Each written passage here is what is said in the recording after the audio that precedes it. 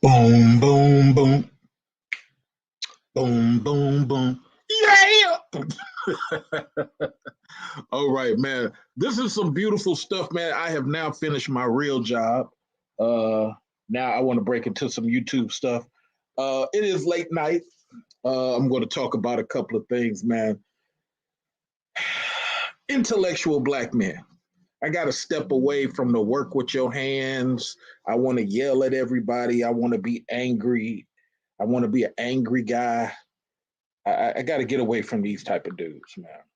Gotta gotta really start talking to only the intellectual thinkers, dudes who can actually think. I'm gonna give you some things that intellectual black kings, not in words, but intellectual black kings can learn from this 2022 moment. Shout out to Inquisitive Prince, man. He keeps changing his name. He's one name over here, one name over there. Shout out to Inquisitive Prince, man.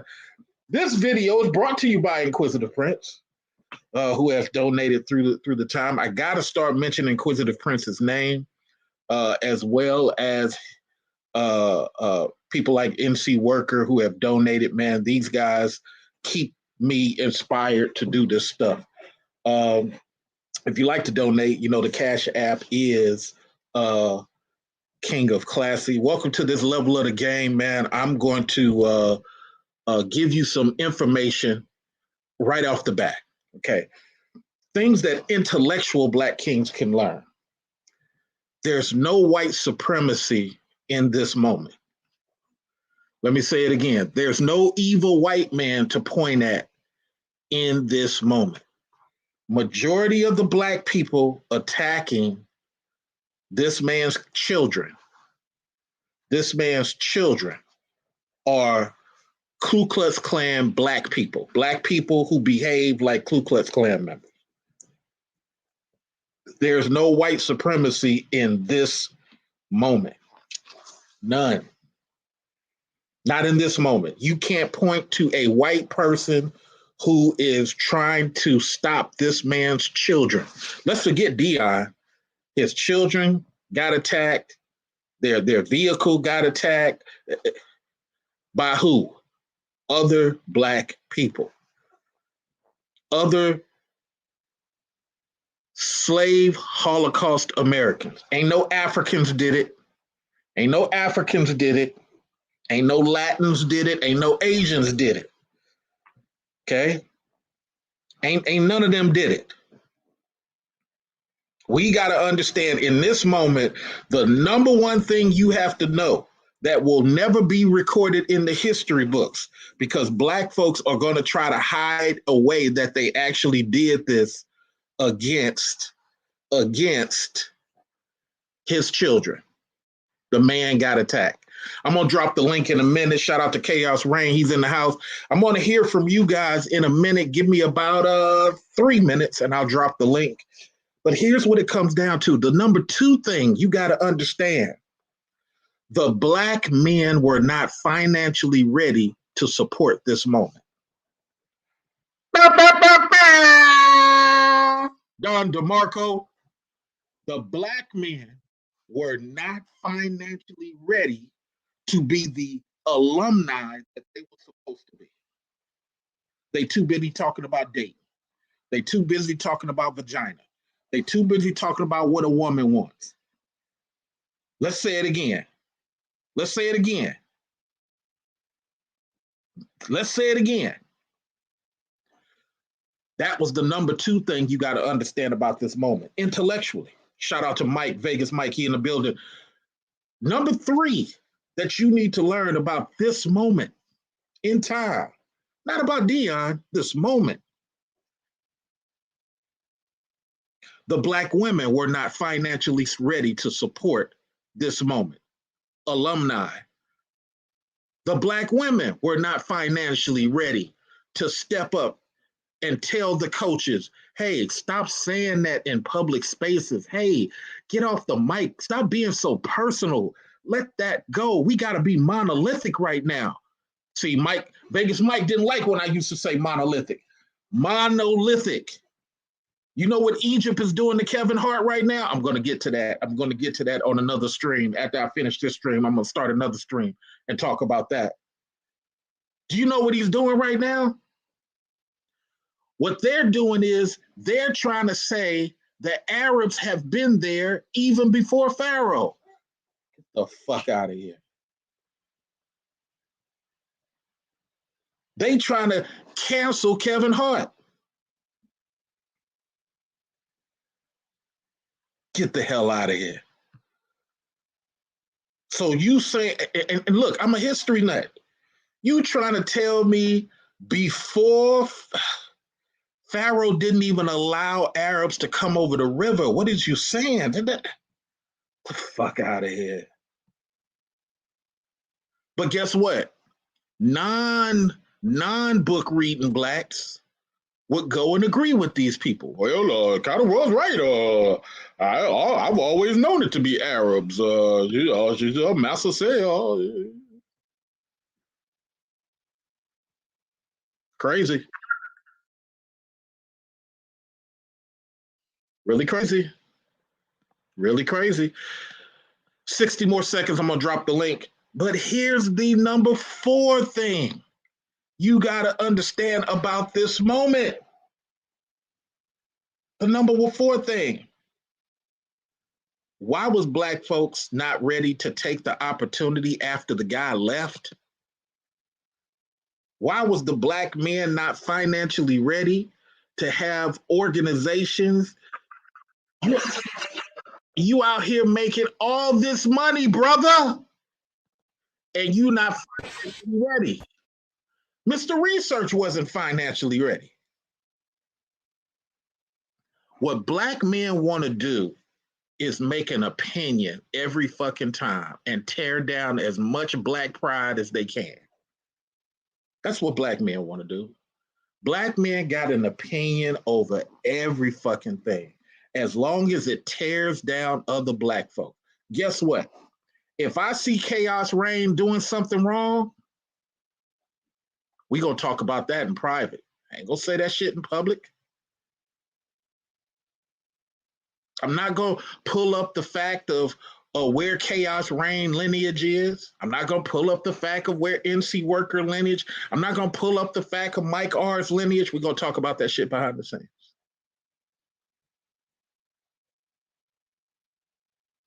I don't like Hardcore Tito. Never liked that dude. But guess what? I'll fist fight his ass in public. I'll fist fight him behind the scenes. But you're not gonna get me on a microphone saying no. Mm-mm. What I am gonna say is, hey, he got a public record, and that record is public. I mean, that's just what it is. Anything beyond that, we ain't got nothing to say because we got white folks. So this is the crazy thing. So now I'm going to drop the link because I know people want to derail the conversation and turn it into something totally different. Let me hear what you guys got to say because this is crazy. If you would like to contribute to Mr. Research, you can do that with the King of Classy Cash App. All donations are appreciated. Sometimes what happens in our black community, we want people to give us stuff for free, and then we don't appreciate it, and then we go about our way with free information, and we start sticking our chest out as if we had this level of the game all the time. Jewish people give back, Latino people give back, Portuguese people give back. The black community is the only one that really don't like giving back. Now, nobody's trying to shame you for it. If you want to donate, you can do that through the King of Classy app. But the reality is, our community is the only community that wants to be opportunist and take advantage of stuff for free. The game is to be sold, not to be told. Now, you've heard that pimp conversation in movies before. You've heard that street conversation on all type of records. The game is to be sold, not to be told. Because when you just freely tell people stuff, they tend not to appreciate it. And when people buy stuff, they tend to appreciate it more because you added value to it. So if you appreciate this level of the game, you can donate back. All donations do count, and all donations are appreciated. And if you feel like, you know what, you don't want to do that, then you can at least hit the like button. Hit the like button when you come in on the video, subscribe, and even if you don't like any of this, send it to your cousin, send it to your uncle, send this to your coworker, send it to somebody else outside of you. Maybe they can appreciate this level of the game. Much love. Now let's get back to the video. Let's get it together, brothers. Get serious or get slaughtered. Please hear me. All right, let's go to Mike. Mike wants to talk about a totally different subject. Mike, before you talk about a totally different subject, is there anything positive you could learn about, not Dion, forget him, this Dion's moment in time before you talk about your other thing? What other thing? Well, is there anything positive that you could say about this Dion moment?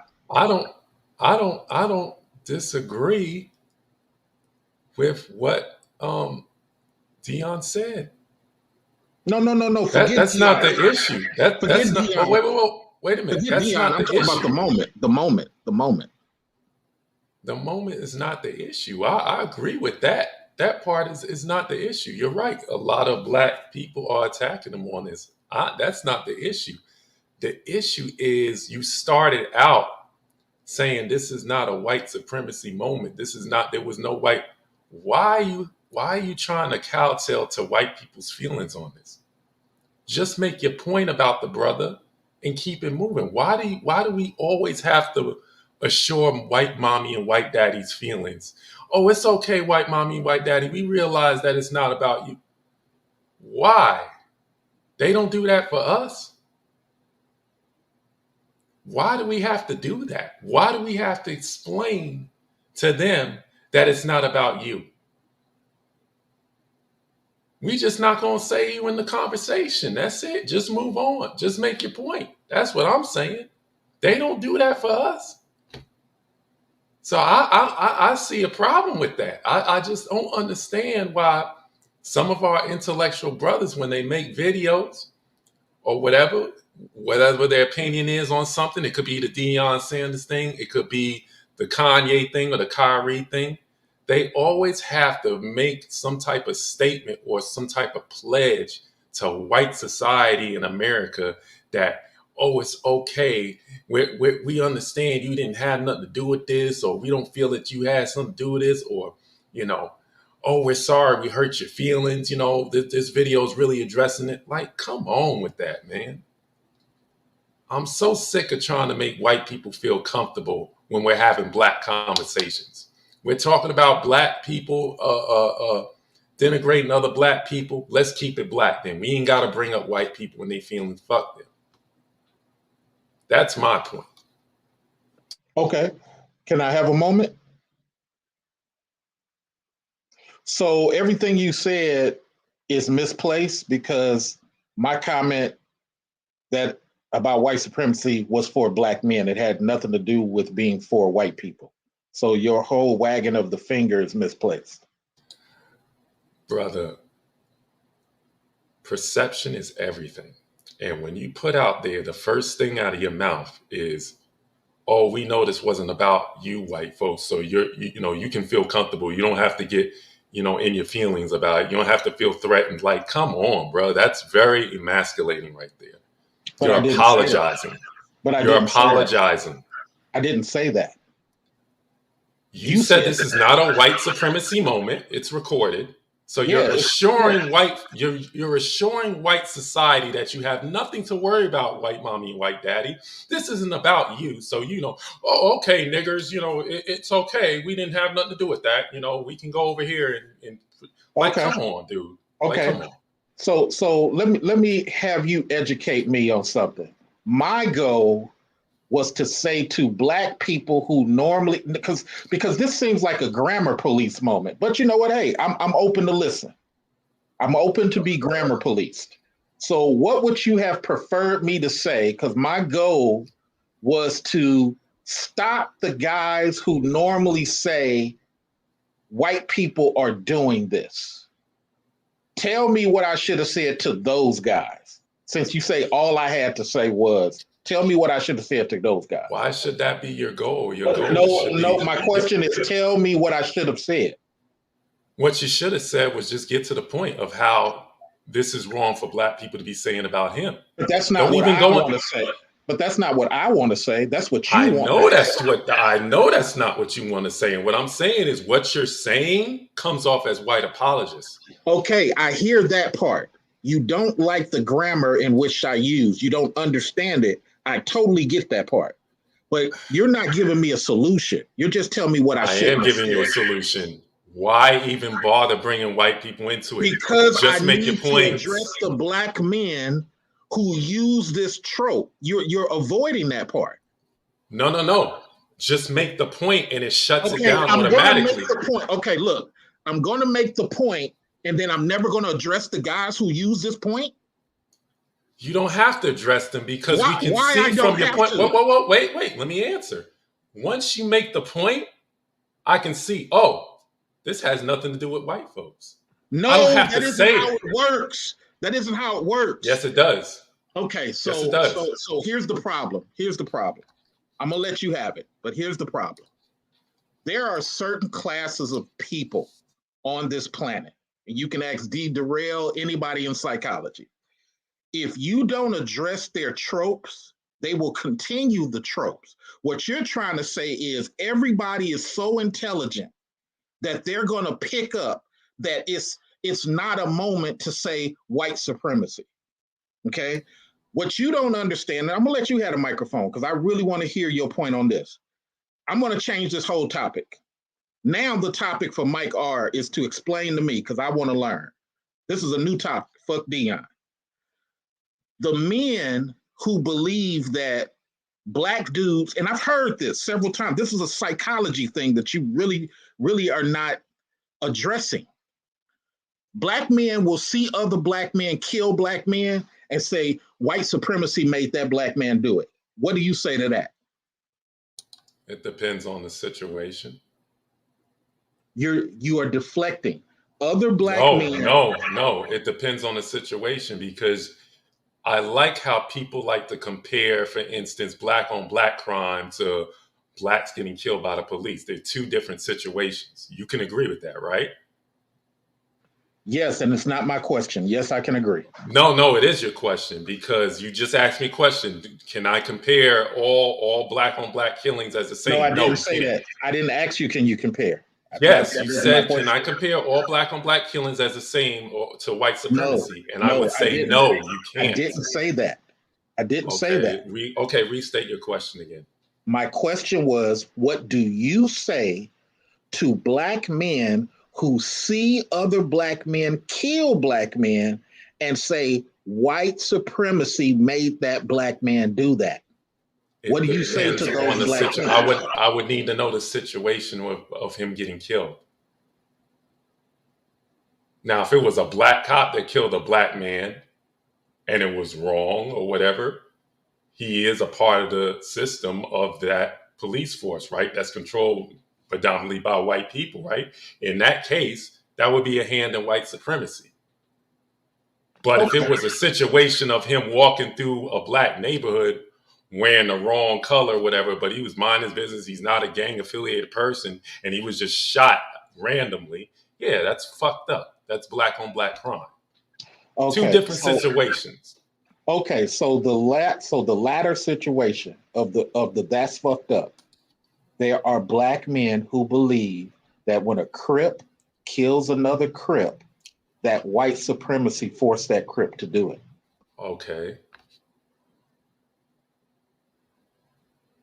You're trying to educate dumb people. Like I don't understand that. You said up here just now a few minutes ago that I want to address. You think that everyone's intelligent to figure out the point I got to address? No, you're trying to educate people that are dumb and trying to explain to them. I'm saying to you, instead of talking to them, talk to the people that get it. Make your point. But you don't have to freaking comfort white folks to make your point. I don't have to go in there and talk about black on black crime, but also in the same breath, make white people feel comfortable. That's not the objective. The objective to talk about black on black crime should be to get it to stop or to do something about it to benefit us. This is what I talk about all the time on your show about using my conservative views and my conservatism to benefit black people. It's not to make white people feel comfortable. I don't do that in their spaces. I don't give them any kudos or try to make them feel pleasant. I don't. If I address a black on black issue, whether it's black women and men relationships or the way black men treat each other, or the lower class black men in our community who are just out there and are monsters and are trying to destroy our community, I'm saying that to other black people so that we can get in a room and do something about it. An intimate conversation like me and you are having right now, where it's just us in here. There ain't not damn near one white person in here. I'm not doing this for them. I'm not doing this to make them feel comfortable. That's not what the issue is. We're trying to solve problems. We're trying to reach an agreement somewhere. We're trying to open our minds and say, hey, we need to do something about this as a community. That should be the goal.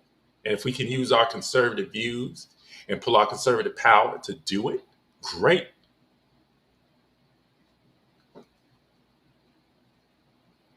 So I hear everything you're saying. You want a speak to only one demographic conversation. I'm not going to do that. I've done that for years. It should be that way. I didn't interrupt you. I've done that for years, and what ends up happening is certain folks feel like I'm leaving them out.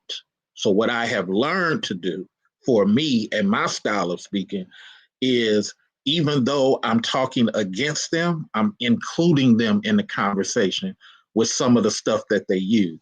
I understand your point, because I want you to understand that I do understand your point.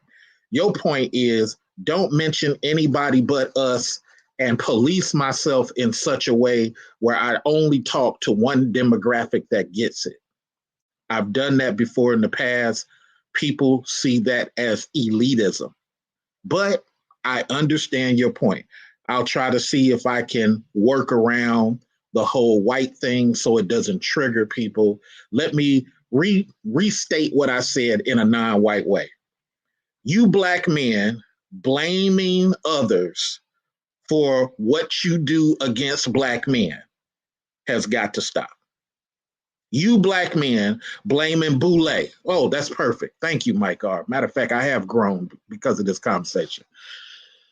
This is not a Boule issue. This is not a you trying to be have manager titles issue.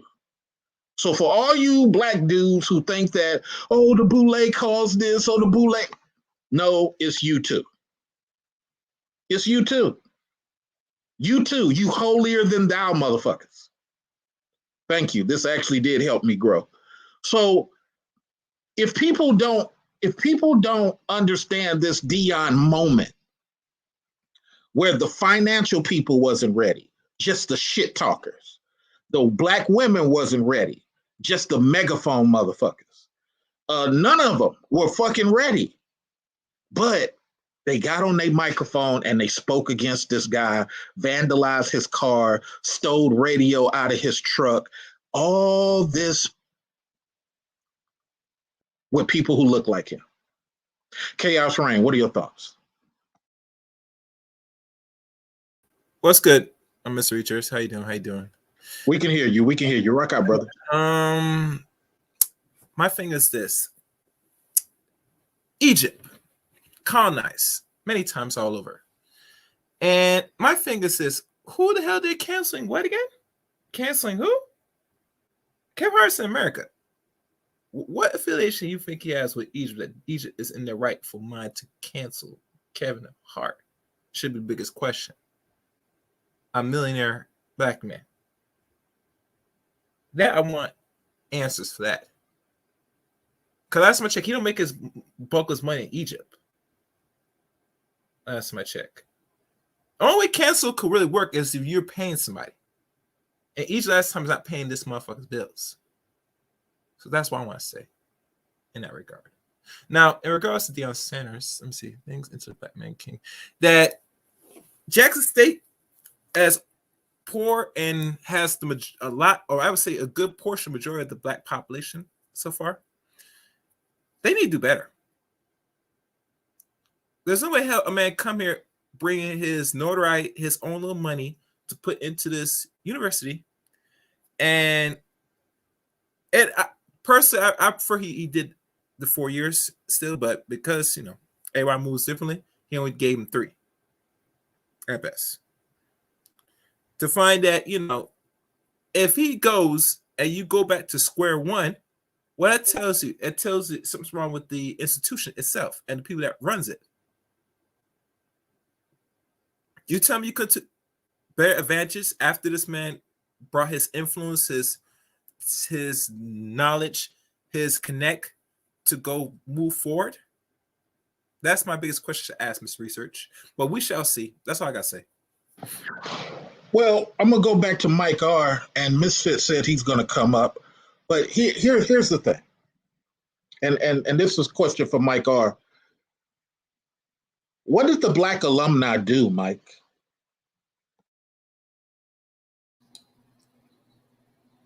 About what? About the topic, about this moment for Deion and what he brought. What did the Jackson State black alumni do, good or bad? I mean, I'm kind of indifferent about it, man. Like, people get so tied up with these sports issues and stuff. You got freaking Shannon Sharp yelling over there at freaking Skip and stuff like that. Like, people just take this stuff way too seriously. The man is talented. The man has a legacy in sports. Like, can we just give him his kudos and leave him alone or whatever? Like, I don't have an opinion about it. I'm not a sports follower like that. I do watch football and stuff like that, basketball or whatever. I keep up with it a little bit, but I'm not going to sit there. I just feel like we have bigger fish to fry. You know what I'm saying? And like I said, if it's an issue where it involves black people exclusively, we should be the ones talking to those black people. Like, we don't have to bring in anything else. I just don't understand it. That's my answer. So here's something I want everybody to understand. Please hit the like button. Please hit the like button. Share this with your friends on Twitter, because maybe they have a different of opinion too. I'm here to grow and understand. When I go on other people's show, I tell them the same thing I'm about to say. And Chaos Reign, we're coming back to you in a moment. This is not about sports. This is about power and business and politics. Power, business, politics. Me and Misfit got into a thing, and he ended up seeing this is about business, power, and politics. He was so disgruntled. King Sigma came on the show. Mr. Research, I didn't used to believe you, but hey, fuck, you're right. It's about business, power, and politics. None of this is about sports. Black community has to understand one thing, and I say this all the time. Talking about the boule and how the successful blacks, they working with, they just want manager titles. No. Reach into your blue collar pocket, reach into your factory worker pocket, reach into your welding worker pocket, and be ready for these moments. You cannot sit and talk about what the Boule should have did, what Roland Martin should have did, who's African and who's slave Holocaust Americans, and not be financially ready for these moments, Mr. Research included. I need to be able to ready to drop my 60 G's. Or if not my 60 G's, at least my 20 G's. If not my 20 G's, at least my 5 G's. But guess what? We do $5,000 worth of talking on the mic. We do $5,000 worth of complaining on YouTube, but we're not financially ready. So let me move into number 6, and let me hear how Chaos Rain and Mike R will absorb this. Let me move into number 6. Number 6. Why do the black men not have a media presence ready to negotiate on behalf of the HBCUs? Guy came in and he just streamed the shit on Facebook. No commercials, no freaking nothing. What was gained with the black men? Forget the black men. Where was the black intellectual women, the most degreed woman on the planet? Shouldn't she have had a business ready to go? A conglomerate? A conglomerate. No, we're going to blame the boule. We're going to blame the boule while we sit in our truck, sit at our welding job, and just yell at the microphone on what the boule should have did. Chaos Rain, where did I get it wrong? Well, and you forgot some ladies are also in their own fraternities as well, but that's not the discussion. That where are they? Why are they all leaving it for the small percent of black people? Wait, what's this? Something came up. That should be all solely to do the necessity to what do you call it?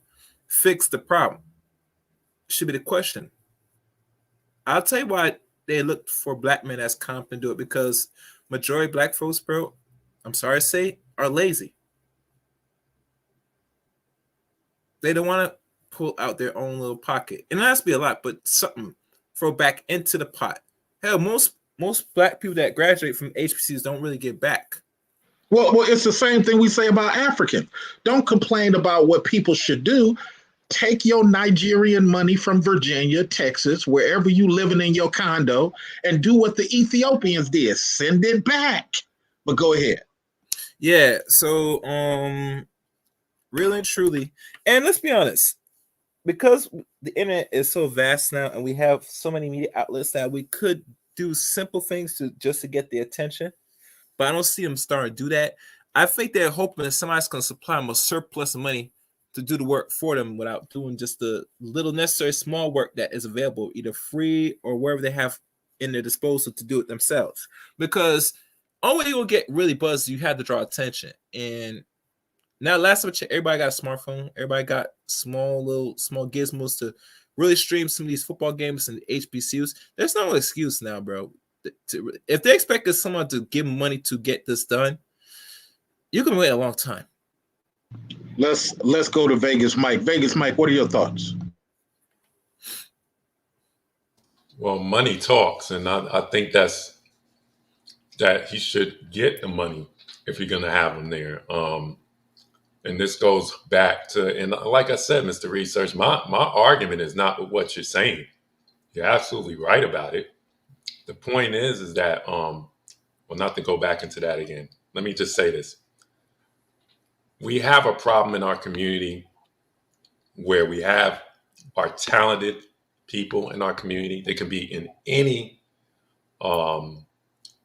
industry, whether it's the sports industry or law enforcement, whatever it may be.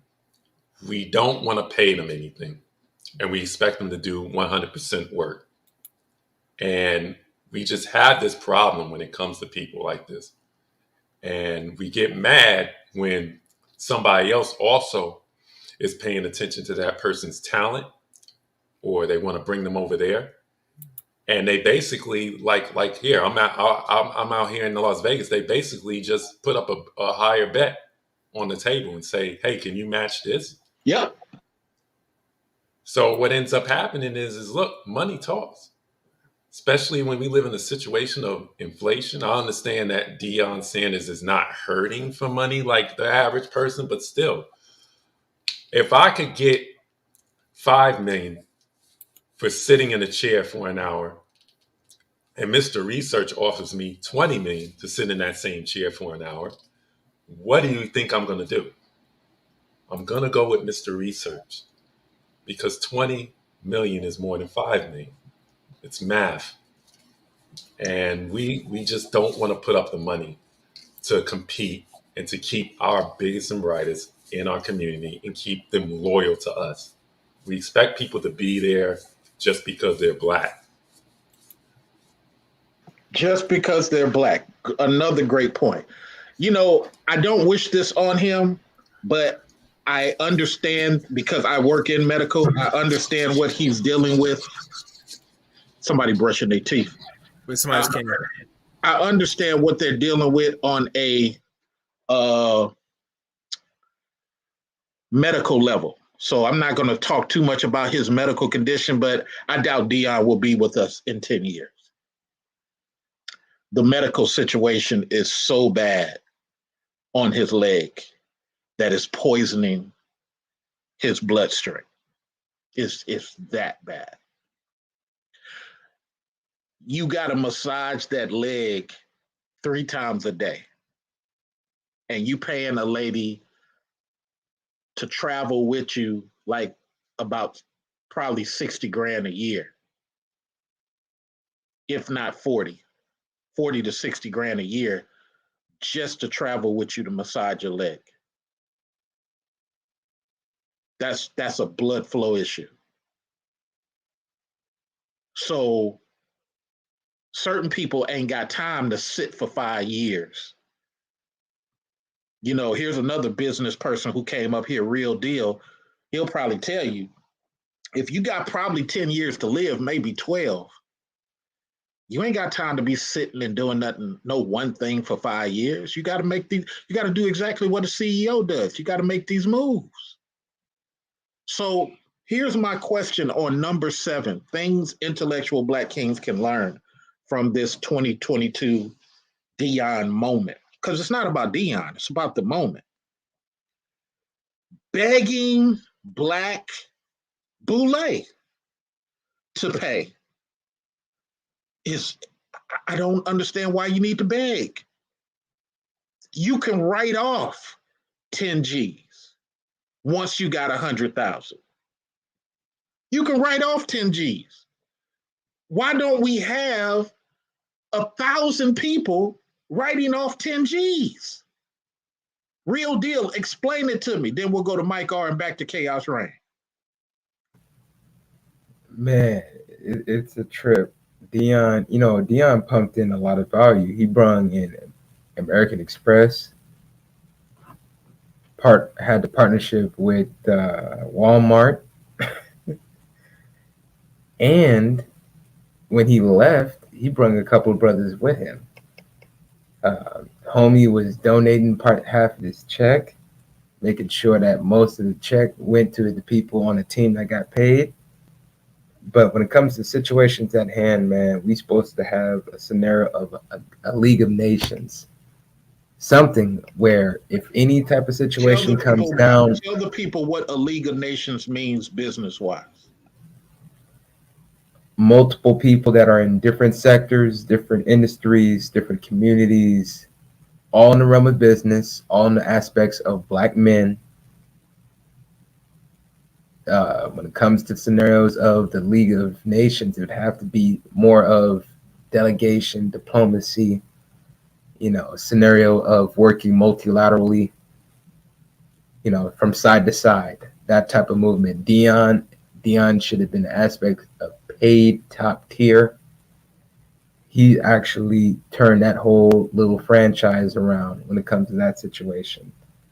But begging another league, now the League of Nations would have to negotiate with, I guess people would say, the Boule, or they would, I guess, be consumed of the Boule. I don't know. But it has to be some type of situation of real, true negotiating, because Dion should have been paid. When Randy Moss, when he goes to one of these HBCUs, 20 seconds, when Randy Moss goes to these HBCUs, when T.O. goes to these HBCUs, it has to be a situation where these men get taken care of. So it is bigger than Dion. I'll pass the mic. So I'm gonna let Mike go next, but Boule Cordell Stewart is the reason why Dion is at Colorado. Boule Cordell Stewart negotiated to Real Deal's point and put out the red carpet for this dude. This dude talked to Dion for damn near half a year to try to. He paved the way in his Boule way to get because Cordell graduated from Colorado State. He paved the way for this dude to walk in here and do everything that he's done. This worthless Boule dude. Because the hood dude couldn't do nothing but complain about what should have happened. The hood dude hates the Boule so much, but can't do what the Boule did. Mike R., let me ask you this. What are your thoughts on Cordell Stewart, another black man, using his connections to create a different opportunity for this other black man? We need to see more like it. You ain't gonna get no argument from me for black men helping other black men. But he's Boule. I mean, if you're Boule and you're using it to help other people or help your people out, you're not gonna get no argument from me. But the hood don't like Boule. The hood thinks that all Boules are sellout. The hood thinks that Dion's supposed to just get it out the mud and stay at Jackson State. And you know what? A lot of black women think Tory Lanez shot freaking Meg Thee Stallion, and the evidence proved that the DNA wasn't on the gun. So, I mean, you know, to go out our way to try to explain stuff to dummies or people that just want to believe what they want to believe. I don't do that, Mr. Research. And that's why I came at you the way I did at the beginning of this conversation. Because we got to, as intellectual black people, we got to stop trying to explain stuff to stupid people. You either going to think logically or not. We're too late in the game here. You either can put two and two together. Hold on for a second. For anybody who got a mod button, please remove that person spamming the chat. For anybody who got a mod button, please remove that person spamming the chat. Let me check. Go ahead, Mike. Oh yeah, you got moderators. They're not doing it. You gotta give me a mod stick. I don't think moderators still act that this night, personally. I bet that. Yeah, but that's all I want. That's all I really wanted to say. I mean, like I said, I use my conservatism and my conservative beliefs to help our people out. You know what I'm saying? You know, I stress certain things from a conservative view to empower black men and women, not to knock them down. So if you a Boule and you like, hey, I got some connections here and here, brother, you know what I'm saying? Come fuck with me. I'll get you in the door or whatever. Hey, cool. I'm with it. Now, if you over there being a Boule shill and trying to be a guardian to the door of progress, then I can't really mess with you on that. Right. So here's the thing. Let me learn from chaos reign, but I want to give you a different conversation, and you just give me what you got, chaos. Okay. So now that this guy is over in another place, he's creating opportunities. And from what I'm hearing from the hood dudes, they didn't like it. So they vandalized his truck, chased his kids to try to get them to fight. Kids knew not to get involved. They ran away. Ain't no Boule doing that. That's hood dudes. On this channel, I call the hood dudes like the new Ku Klux Klan. The hood dudes do the same thing the Ku Klux have done. They terrorize children. They try to kill as many black boys as they can. And people who have families, they try to destroy their property, destroy their stores, destroy anything they own. Isn't it time for the hood to stop getting black protection? I'm gonna ask all three of y'all. Isn't it time for the hood to stop getting black protection when they do things like that?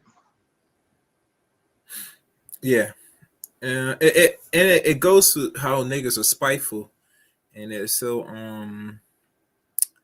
jealous in a way that they're not really overachievers. They're very unachieved. They're not really accomplished nothing. So when they see another brother giving and doing basically helping other brothers and they don't like it and they go as far as to tear it, break it down, that's niggas for you. You know? I can't go any more detail to that. I give Hustle. Yeah, similar to Nipsey Hussle. Welcome, Misfit. You've heard quite a few things. We're going to get to in 1 second. Let me move these microphones around so everybody. One more thing I want to add. Go ahead, Chaos. This is also another result, and does this mean, I could be wrong, that the men that do this, you could tell that they've been raised by females. That's just a deliberate result because let's be honest. I'm not sure what's Deion's actual background. First of all, I had to Google it. But if he's able to work, connect, and deal with other brothers, and other brothers who work and rock with him, but other brothers ain't, that tells you those are the ones that willing to sit on their ass and do nothing and expect a man to do everything, like a female or like a bitch. That's why you see a lot of women, Miss Richie said that, and a lot of them are so-called have these degrees, right? Which I always question the degrees they got, that you are somewhat qualified and you have connect. Why you're not doing some of this? You tell me you're sitting for the man to do it? Well, and as you said that these men are not, I guess, educated, qualified enough. So you wait for the ones like a Deion or somebody that has receipts, credibility to do all this. What do you think happens to these boys that's been raised under you for 0 to 18 goddamn years? They're going to have the same mindset as you. They're going to wait for a man to do it, right? Right. Well, you know what? It's the same thing I try to say all the time. And I'm not perfect. I'm from the hood. I'm from the block. I used to do dirt. Now I'm in corporate. Yeah, you know you're already. Yeah. But my point is that when you become an intellectual black king, just like you heard me and Mike R. get into a debate, it didn't get personal because it's not personal. It's a passionate discussion. The problem is we have a lot of you better agree with me type people.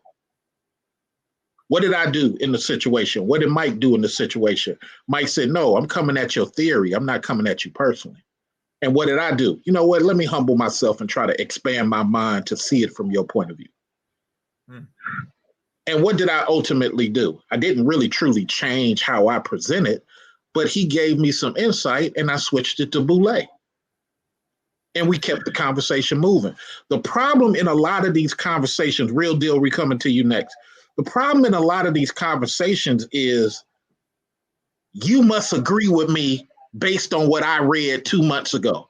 But brother, I've been reading stuff since 1970. Brother, I've lived overseas for 4 years. Brother, I've lived in 5 different states. Oh, Mr. Research, you trying to talk down to me. No, I just have a different viewpoint, bruh. It don't mean I'm right.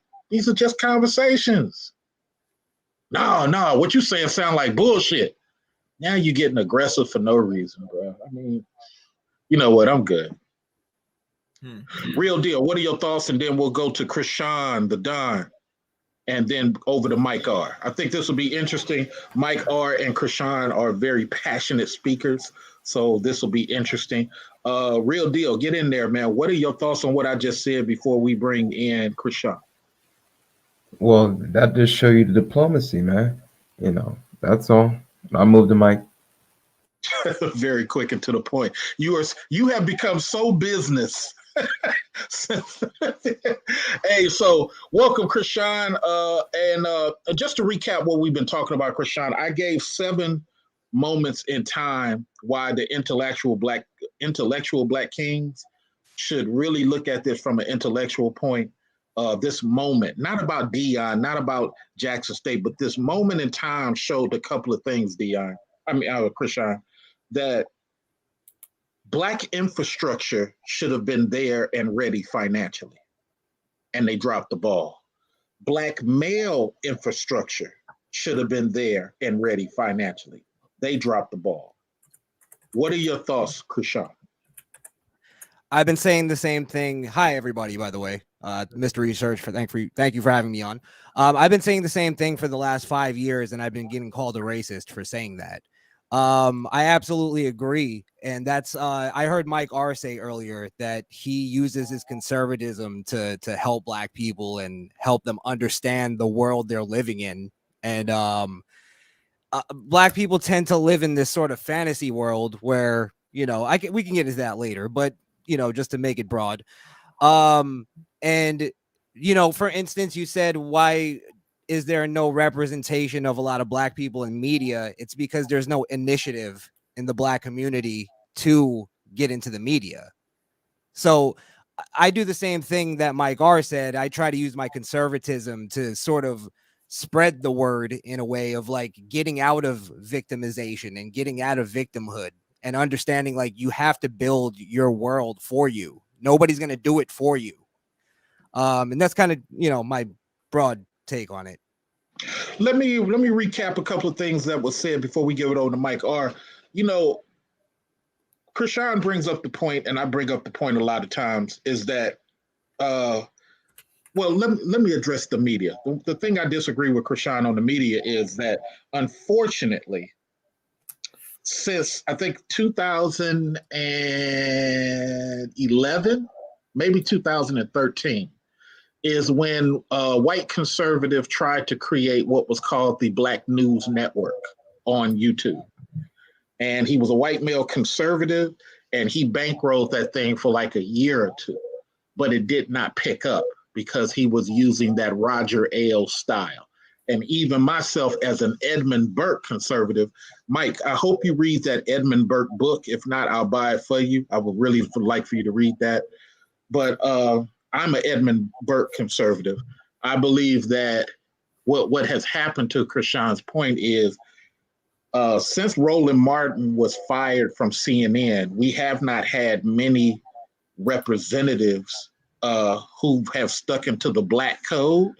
I think the only ones who have is our lesbian lady over at the morning show and the football guy Strahan. They're probably the only truly, you know, descendant of slave representation that keeps it 100% fair. They're not pandering for liberals. They're not pandering for Reaganites. They keep it straight down the middle. And I think that's the way you're supposed to do. When you look at TJ Holmes and all this other stuff, even the gay guy Don, it's too much one-sided. It's too much comical. It's not just straightforward. And we really need straightforward speakers in Black media. So I disagree with a little bit on that. Mike R., what are your thoughts on what Real Deal, Chaos, and Krishan has said? What are your thoughts, sir? Well, I wouldn't necessarily say there's no representation in Black media. The problem is a lot of Black media is strictly left, and it's like I want to say polarizing, like Woke. It's a Frankenstein monster of the LGBT and the feminist movement all in one. It's like a concoction. It's Black, but it's sprinkled in there with all kinds of ideologies. Now, when you talk about the representation of Black media as far as the conservative side or more conservative thinking Black media, you have two types. You have for the lack of better terms, you know, the Candace Owens or what's the other dude's name? What's his name with the T? I can't remember his name, the brother. It's either on that type of thing or like a Anthony, what's his name? Anthony Brian Logan, you know, internet dudes like that. Or it's a conservative, quote unquote, pro-Black or ADOS type media. Like Black which type that's of thing. Kind of, you know, give or take. You know what I'm saying? Your Tariq Nasheeds, your Black authorities, you know what I'm saying? Oh, yeah.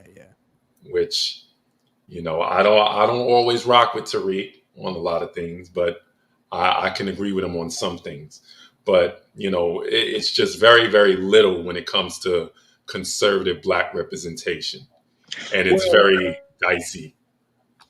Well, that's why I try to do a lot of Black conservative conversation, because we got too many NAFTA immigrants who just arrived to the country, or whose parents are from different places, and those parents have given those people different influence. Mia Love is not originally from America. She's from Haiti. Her parents have a anti-Black conversation all up until Trump says something about their home country, and then they get upset. Well, if you're truly American, you are supposed to not be concerned about what he said about your home country. But he says that, and that changes. That's why you came here. Then that changes your whole idea. That means you're truly not here. You're just here for an opportunity.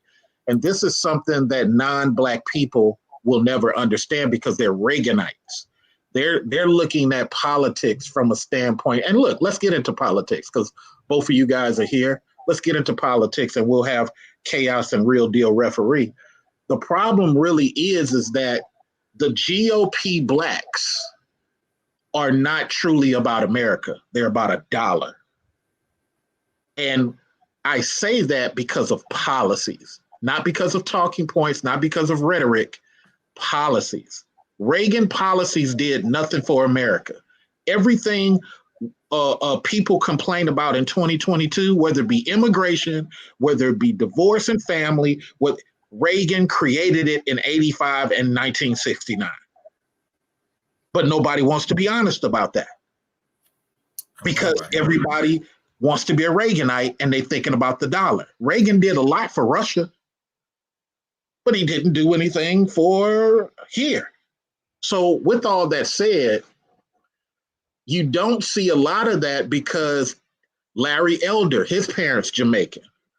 The guy that's on calls himself the Black conservative, he's Nigerian. He's Nigerian. He's not even, Anthony, I don't even think Anthony's born here, but his father's from another country. And his father used to be on Fox News. How do I know that? Because I'm Mr. Research. I don't sit up here and just have an opinion of somebody without cross-referencing all this shit. And that's the problem with Black GOP. Let's go to Chaos, Real Deal, then back to Krishan and Mike. Does anybody disagree? Chaos? Well, it lets you know that they're here in America just to have the illusion of the American dream, but still would defend their homelands to the fullest teeth. And yes, they'll play the game and shit on a country that they're not originally from, unfortunately.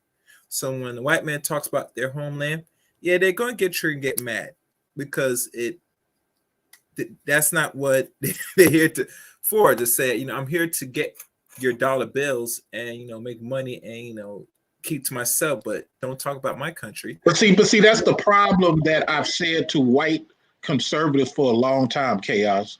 Yeah, you fought so hard ever since Nixon. You've been fighting hard to get these people over here. And these people don't care about you like that. But go ahead, finish your point, then we'll go to Real Deal. They care, but because it's all a game at the end of the day with a lot of people. Until they say something to you, it's a problem.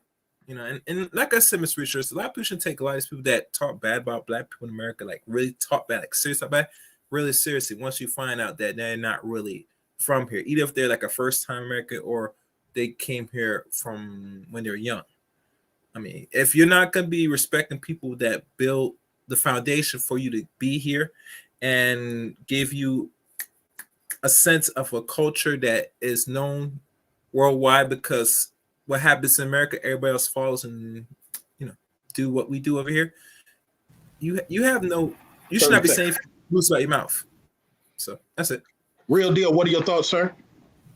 All right. So when it comes to the situation of the Reaganites, I have a problem when it comes to the hawkish policies, the neoconism, when it comes to the scenarios. I believe in true populism, true through and through countryside issues. We should not be the world's policeman. Open borders, globalist agenda. Dana Rohrabacher from California. He is the biggest Reaganite in California. So when it comes to situations at hand, I ain't with that scenario either. And when it comes to a lot of black conservatives, I don't know if they're paid by the Democrats to literally convince black people not to go conservative. Because if you can see, a lot of brothers is tired of high gas prices, and they're literally looking for the Republican Party to convince them. Hey, look. If I tell people all the time, I had a speech back in 2018, 2019. I told white Republicans, if you want black folks, you just got to stop going on Fox and saying anti-black crap. It's just that simple. You can think it just like the Democrats do. You can Democrats smile and hate black people so much, but they don't say this stuff. Bill Clinton was famously said he was nervous going on the Arsenio Hall show because I don't know those people, quote. That's before he started playing the saxophone. They had to convince him and put shades on him because he was so nervous talking to them people. So if Republicans would go back to being the Republicans they were before Reagan, where they felt what they felt, but they was all about the money, we wouldn't have these problems. We wouldn't have a right to work. We wouldn't have NAFTA. Reagan created NAFTA, everybody. Bill Clinton just put it on steroids. So, black GOP is the topic. Krishan, you heard of a lot what's been said. What do you disagree with?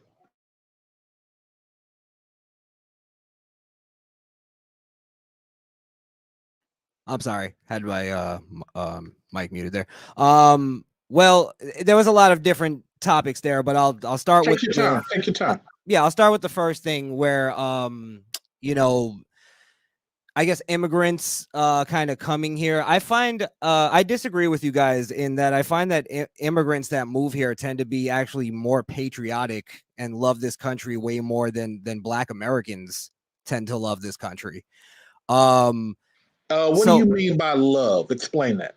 Well, they appreciate this country and they understand why they came here. So yeah, it's for better opportunity. It's for better, it's safer. I mean, there's so many different reasons why you would want to live here rather than, Haiti, for instance, or even Jamaica. So let me ask a follow-up question. Sorry to interject. So yeah. If hypothetically in a Twilight Zone way, you were to see them leave, if India were to attack America or China was to attack, if you were to see them all just jump on airplanes and get up out of here, would you still call that appreciation? No. Okay. Please continue. Go ahead. Well, why did you ask that? I have to ask. Well, because sometimes people think that appreciation is the wearing the red, white, and blue, swinging the flag. I've lived in Europe. I've lived overseas. I've lived in India. I've lived in England. A lot of immigrants pretend so that they can make money and send it back to their home country. Oh, absolutely. Yeah. I think the real appreciation is who's willing to put on this uniform and go over and defend, or who's willing to pick up this rifle and defend. And that has always been Black men and white men. Not in recent history. I mean, there's been a huge surge of what was it? Hispanic men that joined the military. No, they've always been there. They've been there too. Yeah, they've always been there too. So what I'm saying though is that that's a surge from immigration and people who have actually came here through the right means. You know what I mean? And people who tend to come here through the right avenue instead of just kind of jumping over the border and sneaking in here, which is illegal. They tend to sort of do the right thing with because they're sort of held. There's an accountability they're held to. Do you get what I mean? So that's kind of where I'm coming from on that I feel like a lot of them, not all of them. You mean mostly mostly the Latin immigrants. So we're talking about beyond that. We're talking about the Filipinos. We're talking about the Sri Lankans, the Indians. We're talking about all the people that came after 2010. I don't know the exact numbers. However, I know there's been a surge in terms of I don't know how to put it. I guess minorities. Yeah, you would be hard. You would military. Be hard. You would be hard pressed to find it, and maybe that's something for your show and your guys, but to discuss for like 15 minutes or something. You would be hard pressed to find 100 Indians in our military. You'd be hard. I mean, in our entire 4 branches. Oh no, 5 branches. Not even the Coast Guard. You would be hard pressed to find. Chinese like to go to the Navy. That's about it. But you'd be hard pressed to find them in any other branch. They like to go to the Air Force too. I haven't seen too many in the Air Force. I really haven't. I've seen maybe 1. No, I've seen maybe 10 in the Air Force in my 30 years, and mostly they're on a boat. They're with the Air Force, but they're on a boat. So maybe. I shouldn't package them all up as Navy, but so let me use your point. Let's say Air Force also, but they're normally in front of a computer on a boat or something. And I'm hard pressed to find any of the Russians that we let over here. Got tons of Russians here, but well, let's be real too, though. Asians tend to be good with computers. No, I'm not mad at that. I'm just saying, as far as the appreciation factor, I just don't. I'm sorry to cut you off because I stopped you from what you were saying, but I think that I don't see the appreciation level. But we will see when there's a next war on this soil. We're going to see how many immigrants jump on a plane and get out of here. Because when I saw those Twin Towers get hit, you should have seen how many Syrians were booking private jets out of this mug. It was crazy. To the point where where Bush had to put a block on planes leaving at that time. Syrians were out of here. Egyptians out of here. It was like an Arab. I mean, the day it happened, like family bags, Gucci bags, Persians was up out of here. And it was just a trip. It was like, what the fuck? Because I was out in Atlanta at the time, man, and I was close to the airport. Man, they was booking private jets up out of this motherfucker. Damn, so you saw the 747 and you saw the Airbus. Man, listen to me. Gulfstream. Look, the minute that thing got hit later that evening, boy, you saw so many Persians and Arabs. Were they citizens of this country though? I don't know about their stories. I'm just asking. I didn't have the paperwork. All I'm saying was I'm pressed to see what. I'm sorry. Can I cut you off real quick? Because the reason why I asked you that is because when a terrorist attack happens in a country, people who don't live in that country tend to want to leave that country because they don't feel safe anymore. So I'm asking because were they citizens or were they people just kind of here? I can't verify. That's a strong probability. Let's assume that there are people here. My whole point was, if you love America, you rock with us. I agree. I'm a nationalist. If I'm in Germany,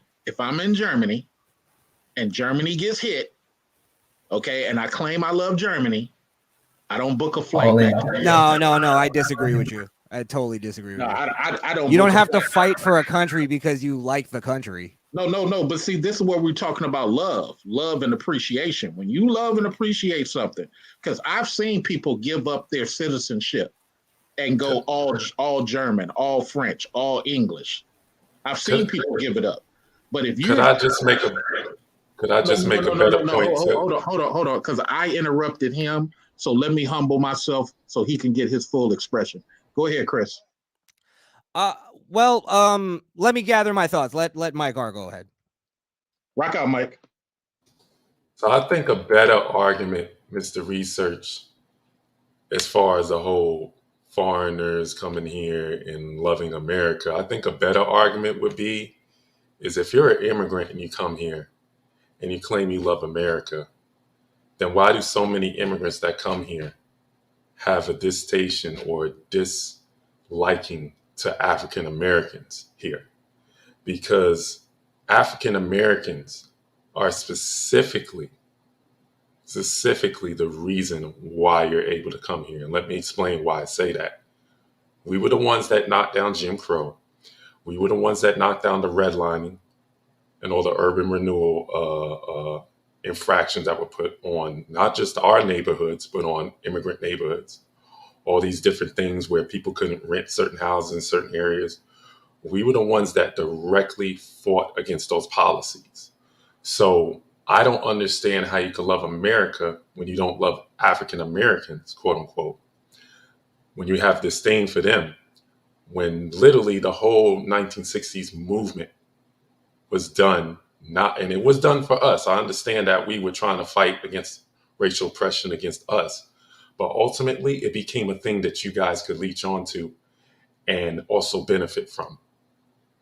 And I would say you really don't like America. You like the comfort that America provides you from your own homeland, a comfort that was allowed to you by other people, basically giving the sweat back and off their, the blood, sweat, and tears off their backs for you to be able to enjoy that comfort. That's all I'm gonna say. Yeah, but that. Mike, don't you think that's a comfort that we all like? That's a part of why we all like being citizens of this country. Like, we kind of all. That's a reason why we love this country so much. Is because we're relatively safe. No, but you said that African Americans don't love this country, and I disagree with that. We do love this country. It's the immigrants that don't love this country. No, let me put it this way, because you guys were saying, why do immigrants come here and then have a negative opinion on black people, right? That's sort of the general statement you said. Immigrants tend to move to big cities, and when you go to big cities, the people who tend to be committing most of the crimes are black people. So what I'm saying is that doesn't mean all black people are committing crimes. That doesn't mean any of that. I'm just saying that if more than likely you're having bad experiences with black people as an immigrant, because for instance, let's take New York City, where, they target tourists and immigrants. Like we should all know this if we're all, from the hood or whatever, we know the deal, right? I'm just saying that's maybe why a lot of people have a lot of negative experiences with black people, and maybe that's why there's sort of this overall opinion on black people. Yeah, but this is not a hood moment. We're talking about African Americans from the 1960s who fought against racial oppression, literally against every group, if you really want to think about it. Yeah, but that's 1960s. I'm talking about 2022. So 2022, let me jump in. 2022, if a Miami Haitian guy or a Miami Cuban guy attacks a tourist, is that a black American? Of course not. But he goes down in the stat books as a black American. How is that? See, this is the part I said to you on your show. So respectfully, because I like you. I like you, Chris. No. Hold on. Before you try to have a Cosby moment, tell me first, explain that, because you tend to not really go into crime statistics are judged on arrest, not convictions. So the convictions for black Americans is much lower than the arrest, or what's called the 911 charges. So you can be charged for something and let go at the scene.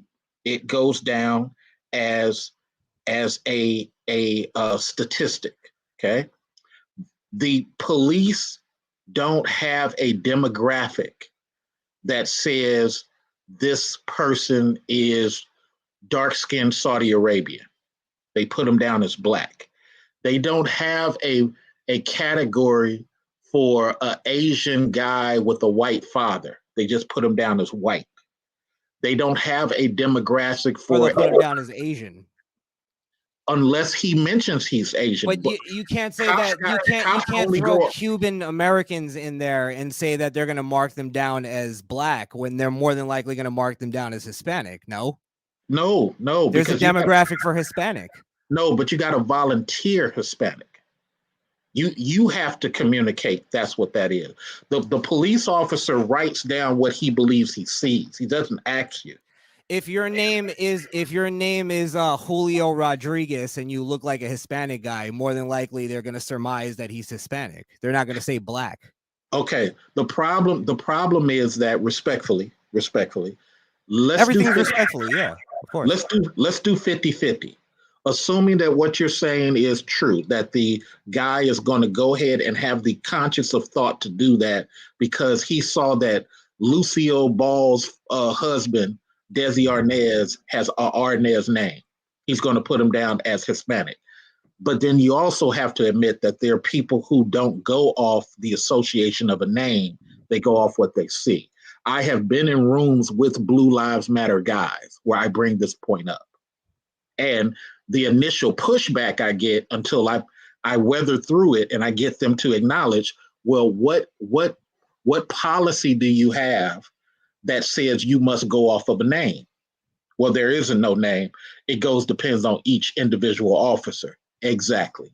So 50%, I will agree with you, Krishan. If you got an officer who sees the name and he's cognizant that he'll write down that, then so be it. But a Jewish guy with a Jewish name goes down as Jewish, a white. A Russian guy with a Russian name goes down. Can I ask you a question? Did you see recently the FBI whistleblower that came out? Which one? There's been several over the years. Is there one recent? Like maybe 2 months ago or something like that. But long story short, the reason why I'm bringing it up is because what happened was the FBI was being there was like sort of this objective they had where, because in the media they wanted to promote the idea that white supremacy was retaking over America, the FBI was inflating numbers in hate crime stats to make it seem like white supremacists were committing hate crimes, where they were just throwing white supremacy on things that weren't white supremacy. You know, see Kyle Rittenhouse and see the MAGA hat kid. You remember the kid smiling in front of the yeah. They were trying to portray all these things as white supremacist hate crimes, and they were inflating the numbers. And then they were also in turn deflating the numbers of black hate crimes that were going on, meaning black people committing hate crimes, which one of the biggest things was the Stop Asian Hate thing, where most of the violent crimes happening to Asian people were being committed by black people, but they inflated the numbers to make it look like it was white supremacy so they could blame Donald Trump for it. So, right. So yeah, I'm not like blind to the fact that stats aren't the end all be all. However, I also do sort of look at the culture I live in and surmise what's going on. I think most people can look at somebody and identify them. And I'm not even sure that you can identify people without knowing what they are. No, without see, getting that's the point. That's the point, is that you believe that people go through the honor system of having the confirmation. Many of them don't. They just see a Saudi Arabian dark skin and they just put him down as black. I've literally seen it. And like I said, I've had 2 Blue Lives Matter discussions with actual police. Let me just finish this point. Let me finish this point. Go ahead. And then also to the point that you raised, and I'm going to look into this FBI thing because I like to cross-reference things. I would like to know how they discluded the black situation, because what happened here in California, we had a similar thing where a person like you was making that assertion that black people were doing XYZ. And then we looked at the actual arrest out here in California and found that only 20% of the people. Dude, they're not arresting black people in California purposely. Tell me when I can finish. I thought you were finished. I'm sorry. No. You interjected. So You here. interjected on me, and I was cool about it. Relax. No, I asked Go you, ahead. could I? I asked you, could I? I asked you, could I? Sorry, I thought we were having a conversation. Go ahead. Yeah. Well, no. What happens is, like I said to you before, there's nothing wrong with a conversation. It's just that powerful speakers, when we interrupt and derail each other, then now we do what's called a circle. Now we're just we have an open-ended circle. But I'll finish this point so you can get the microphone back, and then other people got to speak too. But Absolutely. The people in San Francisco, we dug into the numbers with the governor. With the mayor, and we realized that only 25% of those arrested were Black people. The rest of them were white people, and a couple of them were Asians. But nobody likes to admit that because saying that it's mostly Black people is sexy. People on this channel may have seen it. I walked around Oakland, Chinatown, and spoke with Chinese people, where Chinese people said on the microphone, on video, no, we know that it's white people creating that nonsense. We've been here in Oakland for a while, and we don't have any issue with Black folk. I walked around and did that. So when people like yourself come and say, deflating the numbers of Blacks, I only look at my area of San Francisco Bay Area, and people will say, Black folks did this, Black folks, and no, it's not like that. But I'll look into it. Go ahead. You got the last word, and we got to move the microphones. Go ahead, brother. It's a conversation. Okay. You're using California, which is probably the worst example. But take California and New York specifically. The DA of New York specifically said he is not going after prosecuting Black people on crimes. So you also, I'm sure you know, Mr. Research, you know that they've basically removed bail in New York, and it's creating a huge problem in the Black community because they're just letting specifically Black people off on crimes. And it's based on this whole idea that we're trying to fix the problem of police brutality and all this stuff that they never really proved was real. And they're creating horrible policies that are destroying the Black community. So like for you to like even say that Black people aren't getting arrested, I agree that's probably happening. I mean, look at the viral videos that are going on of specifically mostly Black people, the mass majority Black people just shoplifting like it's nothing. Like looting is becoming the norm now in this country in certain states, because it doesn't happen in Florida because it's a sort of a law and order state. So I mean, yeah, you're probably right. They're not getting arrested, and that's a problem. So I would say this, man. Look, and we'll get Mike R and Chaos and Real Deal in here. I can only go off this state. We have arrested Syrians who are looting. We have arrested Somalis who are looting. But see, Somalis go down as Black people. Let me say it again. Somalis go down as Black people.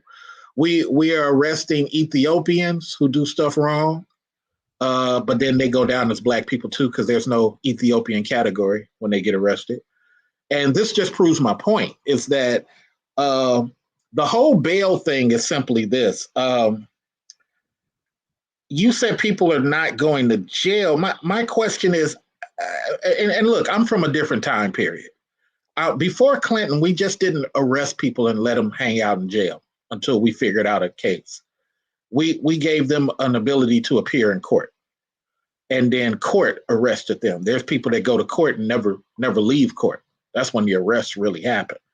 But I guess what people want is for people to go hang out in jail while jail figures out whether they're guilty or not.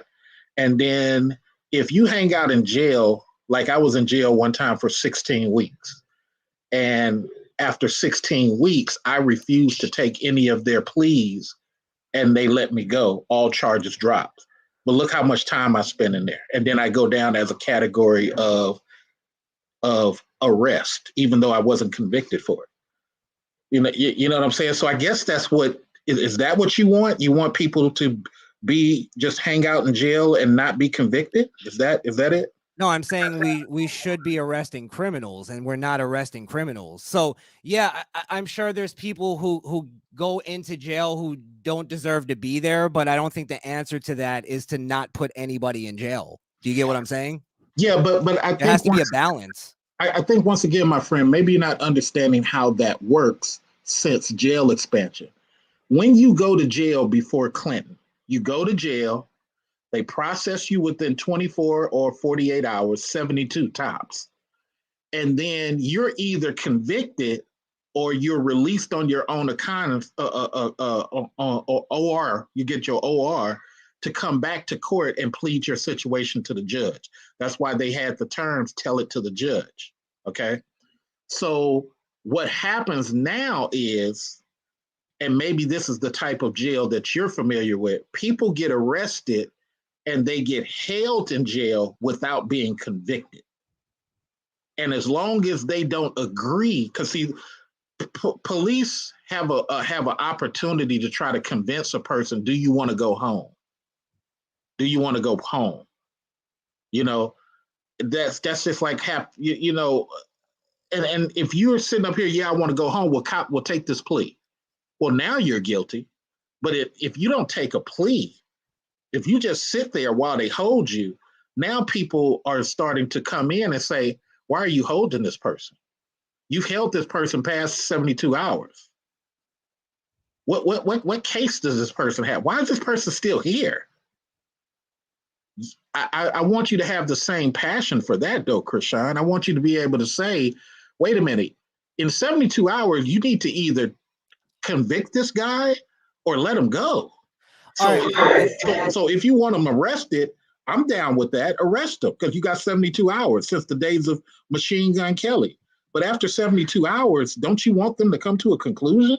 I think if you're trying to make a moral stance here, I think, like, if I'm gonna do the counter, I think I'm in a better place of trying to stand up for legally abiding citizens, and saying that, yeah, maybe we could do better on not putting people in jail that don't deserve it. And I'm not even sure that's a high number, to be honest. I don't think you can tell me if it's not, or tell me if it is. If most people that are in jail don't deserve to be there, then it would be a problem. I don't think that's what it is.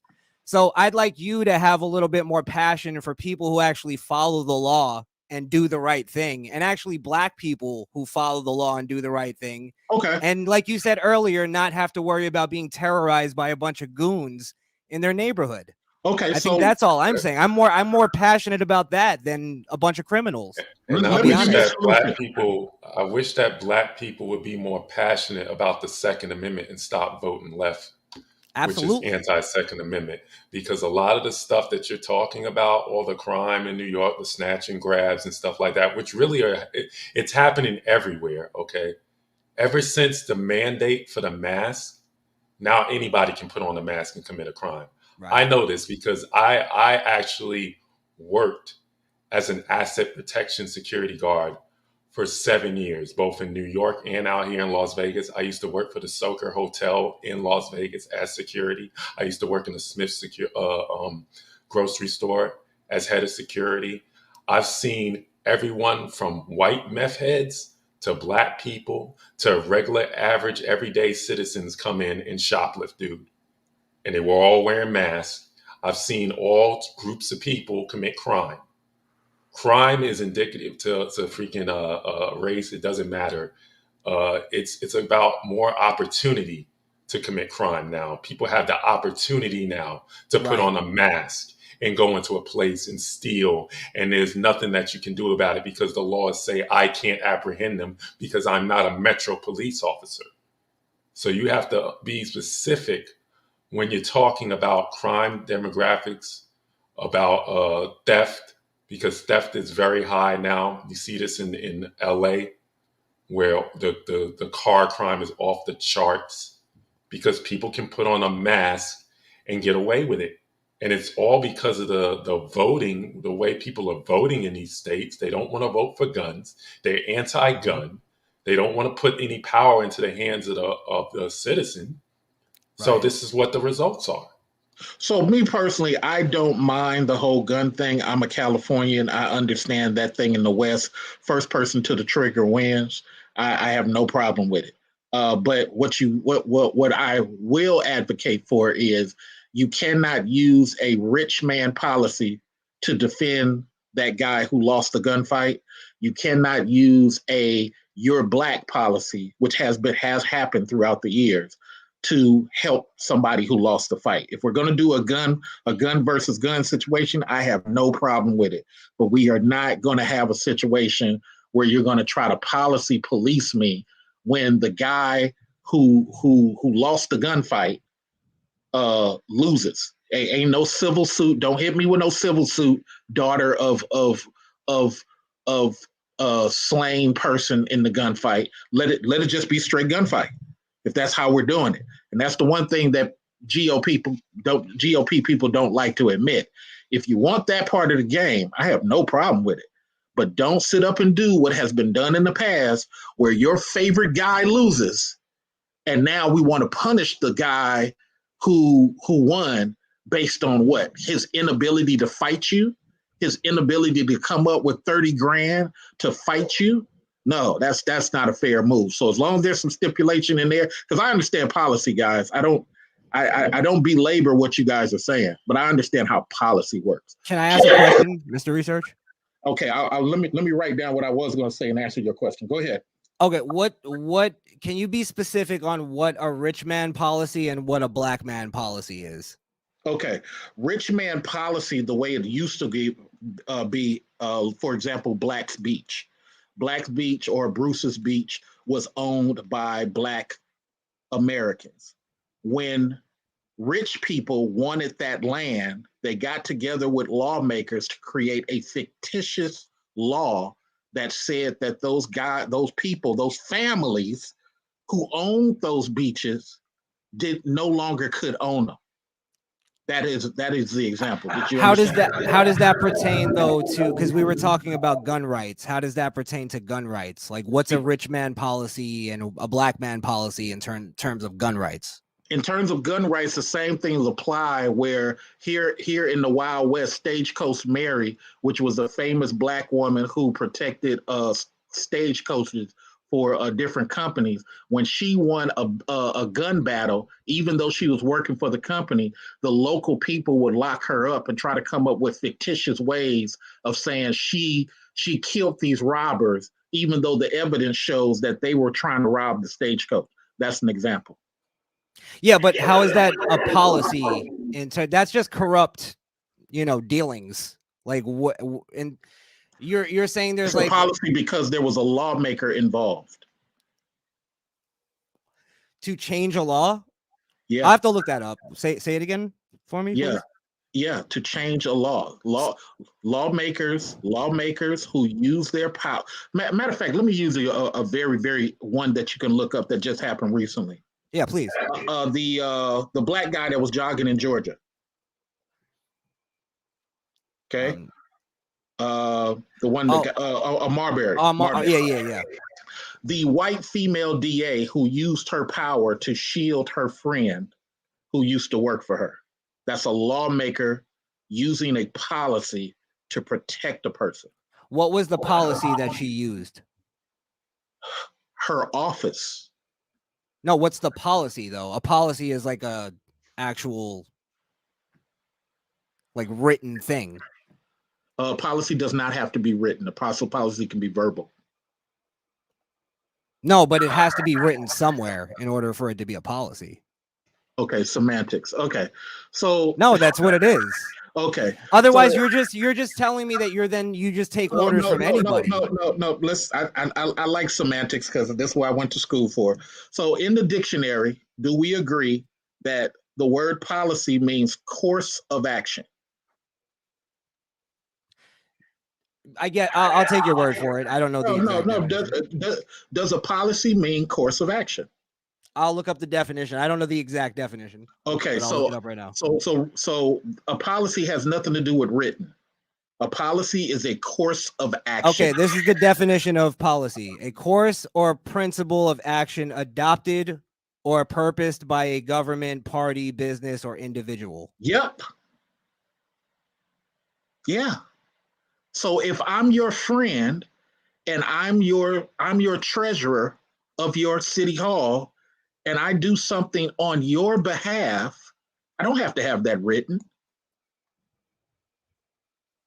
It's a policy. I'm doing an action and I'm a government official. I think it's still like if you're talking in government, there still has to be a process. No, it could be any process that. Go ahead. My king. Cut me off. Go ahead. My king. You just read the definition, my king. Yes, but it says adopted or purposed by a government.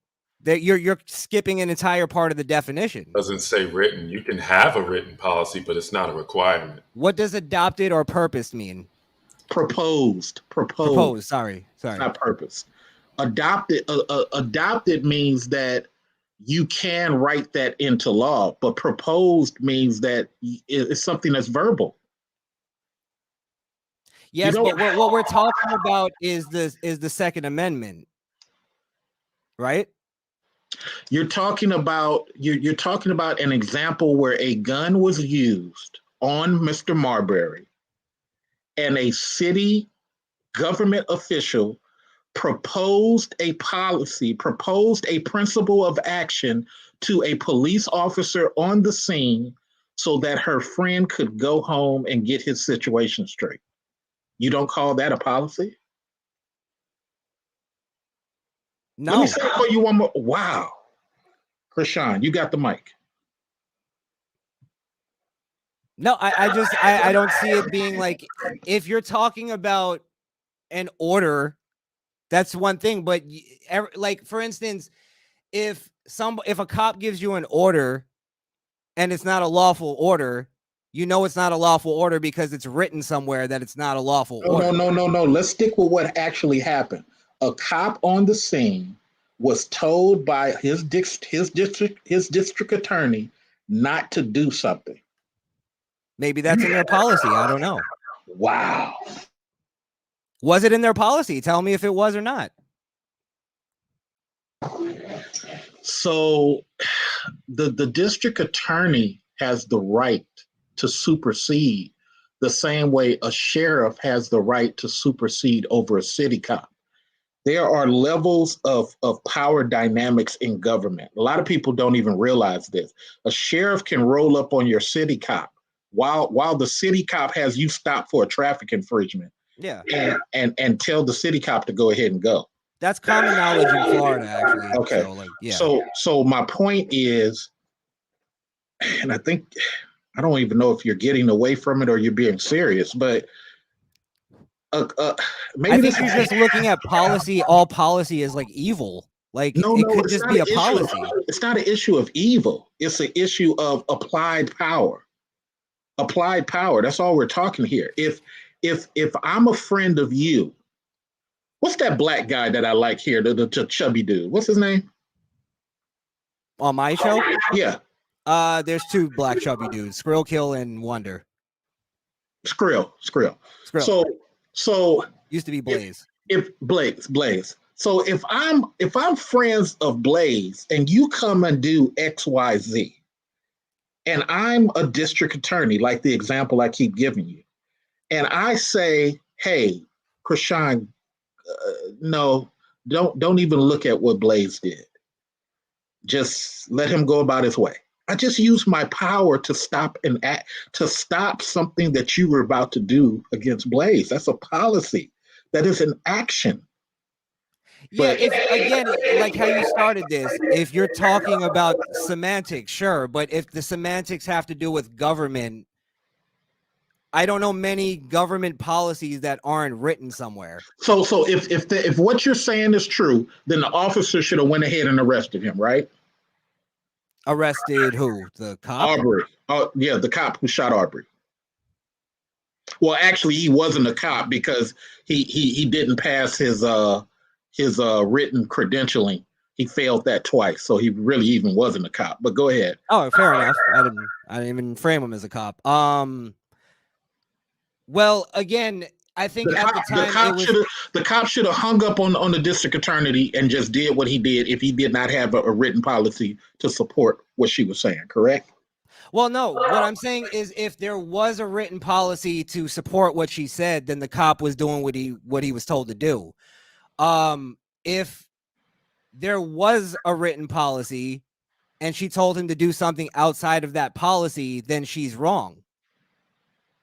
Then she's going outside of the policy. She doesn't make the policy just because she says something. Like I brought up earlier, the district attorney of New York, he had to go through a process to make that happen. He couldn't just say no bail. Like everything in this country is documented. Well, I'm going to end by saying this here because I like the fact that you brought up documented. I look at the Bill Cosby DA situation as a documented thing. So documented, Bill Cosby went into an agreement with the previous DA. It is documented that when you do that, you do not supersede with the next DA. That's a documented thing. Okay. The DA did it anyway, and that's why we had the Bill Cosby case. So to your point, something was documented as a no-no. It's a legal no-no that many lawyers got on the microphone and said, this case will go nowhere because you can't legally try him. And what did he get released on? By the Supreme Court of that state. By Brett Kavanaugh. You could not legally try him in the first place. And also Brett Kavanaugh stepped in as well. And Brett Kavanaugh, of all people, stepped in as well and actually defended Cosby when it comes to the situation at hand. No, but I like Krishan's point. That is documented. That is documented, Mike R. and Krishan. Yet the DA did it anyway. But go ahead, Krishan. This is all I'm going to say. Oh, go ahead, Mike. Go ahead, Mike. No, I'm saying I didn't disagree with you, Mr. Research. Put me in there. What I'm going to say is I believe what happened with Cosby was based on political pressure, and that happens all the time. That's what happened with a lot of the BLM cases where there was no actual case and they were just political pressure put on the DA and put on the politics, and they caved. They were weak. So, yeah, that happens too. And I think that's wrong. Right. So that's my superior point, is that when you're using your power as a DA to supplant something that is written policy, your evidence, Krishan, and you're using that and you're creating this whole fiasco that's going to get overturned anyway. What was the whole point? No, that's not your example, though. Your example was they were going over the policy, not using the policy. They were ignoring the policy. Yeah, the DA. So that's not using the policy. No, the DA is ignoring the policy. Yeah, if they didn't ignore the policy, then everything would go according to plan. That's what I'm trying to tell you. They're not going according to policy. I think we're going in circles here. Yeah, I'm confused at this point because my argument remains the same. You got bogged down in semantics. That's what happened. Well, everybody likes to throw labels because I think throwing labels kind of makes a person understand it per their viewpoint. I try to understand it from your viewpoint more than I understand my own. So I don't get caught into semantics at all. Because look, I've been on debating teams since I was in 10th grade, man. So this isn't, I'm willing to lose a conversation. I'm not tripping off that. But I think when people say, oh, it's semantics, or you're being insulary, or that's just a way to throw the label so that, I get it, but I'm gonna end by saying this, bro. Go ahead. When we started this, we were talking about, hey, Mr. Research, give me an example of how a rich man uses a policy. So I stand on my original statement by landing on the Bill Cosby DA. He had a written policy and he circumvented it.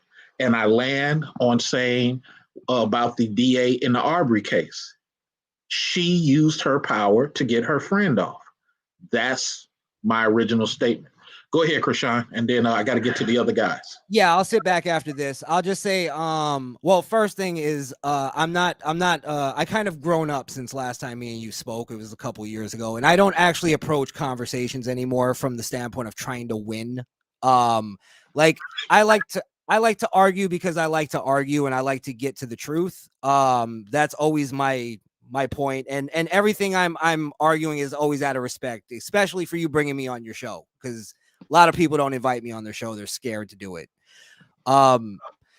So the last thing I'll just say is that I think we're in agreement on the overall thing that people using their power, I agree, they do that all the time. They use their power to ignore and get away with going over policy. However, I don't think the policy itself, I think the policy is for everybody to follow, and people have the power to not follow it and get away with it. So we're in an agreement in some place, but I guess we'll leave it at that. I'll leave it at that. Well, you know what, and I'm glad you had that moment, because it's kind of like when I was on your show. It was the show that you never aired with me, you, and the three guys, and me, you, and the other two guys. When I came on that show, I was trying to get you to understand that, GOP is a very funny thing. They're not consistent on the things that they do. Kind of like what McCarthy says, he's going to block every senator unless they agree with him. That's not conservatism, man. What's it? But see, yeah, I'll say. I told you that's the inconsistency of Reaganites. It's like the conservatism goes out the door when it comes to this senator power, and it's just funny. But go ahead, man. Sorry, one last point. I've seen what you say in terms of the inconsistency on the conservative side. I've opened my eyes to that. But it just wasn't on the same thing that you said it was. So yeah, we kind of arrived at the same place, but for different reasons. I just went on a conservative show earlier this morning, and I was arguing how people now kind of going behind this Zionist thing.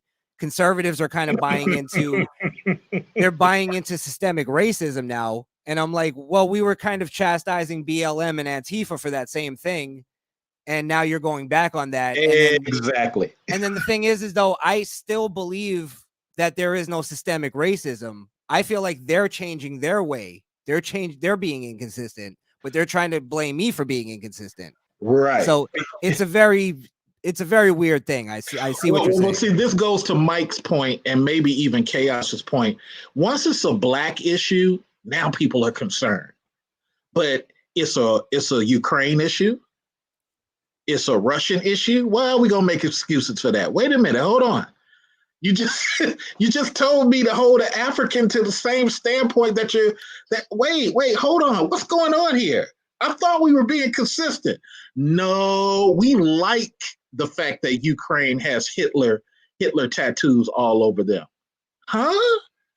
We like the fact that many of the people at the Azkov was killing Russians back in 2014 in Cossack land. Wait a minute, huh?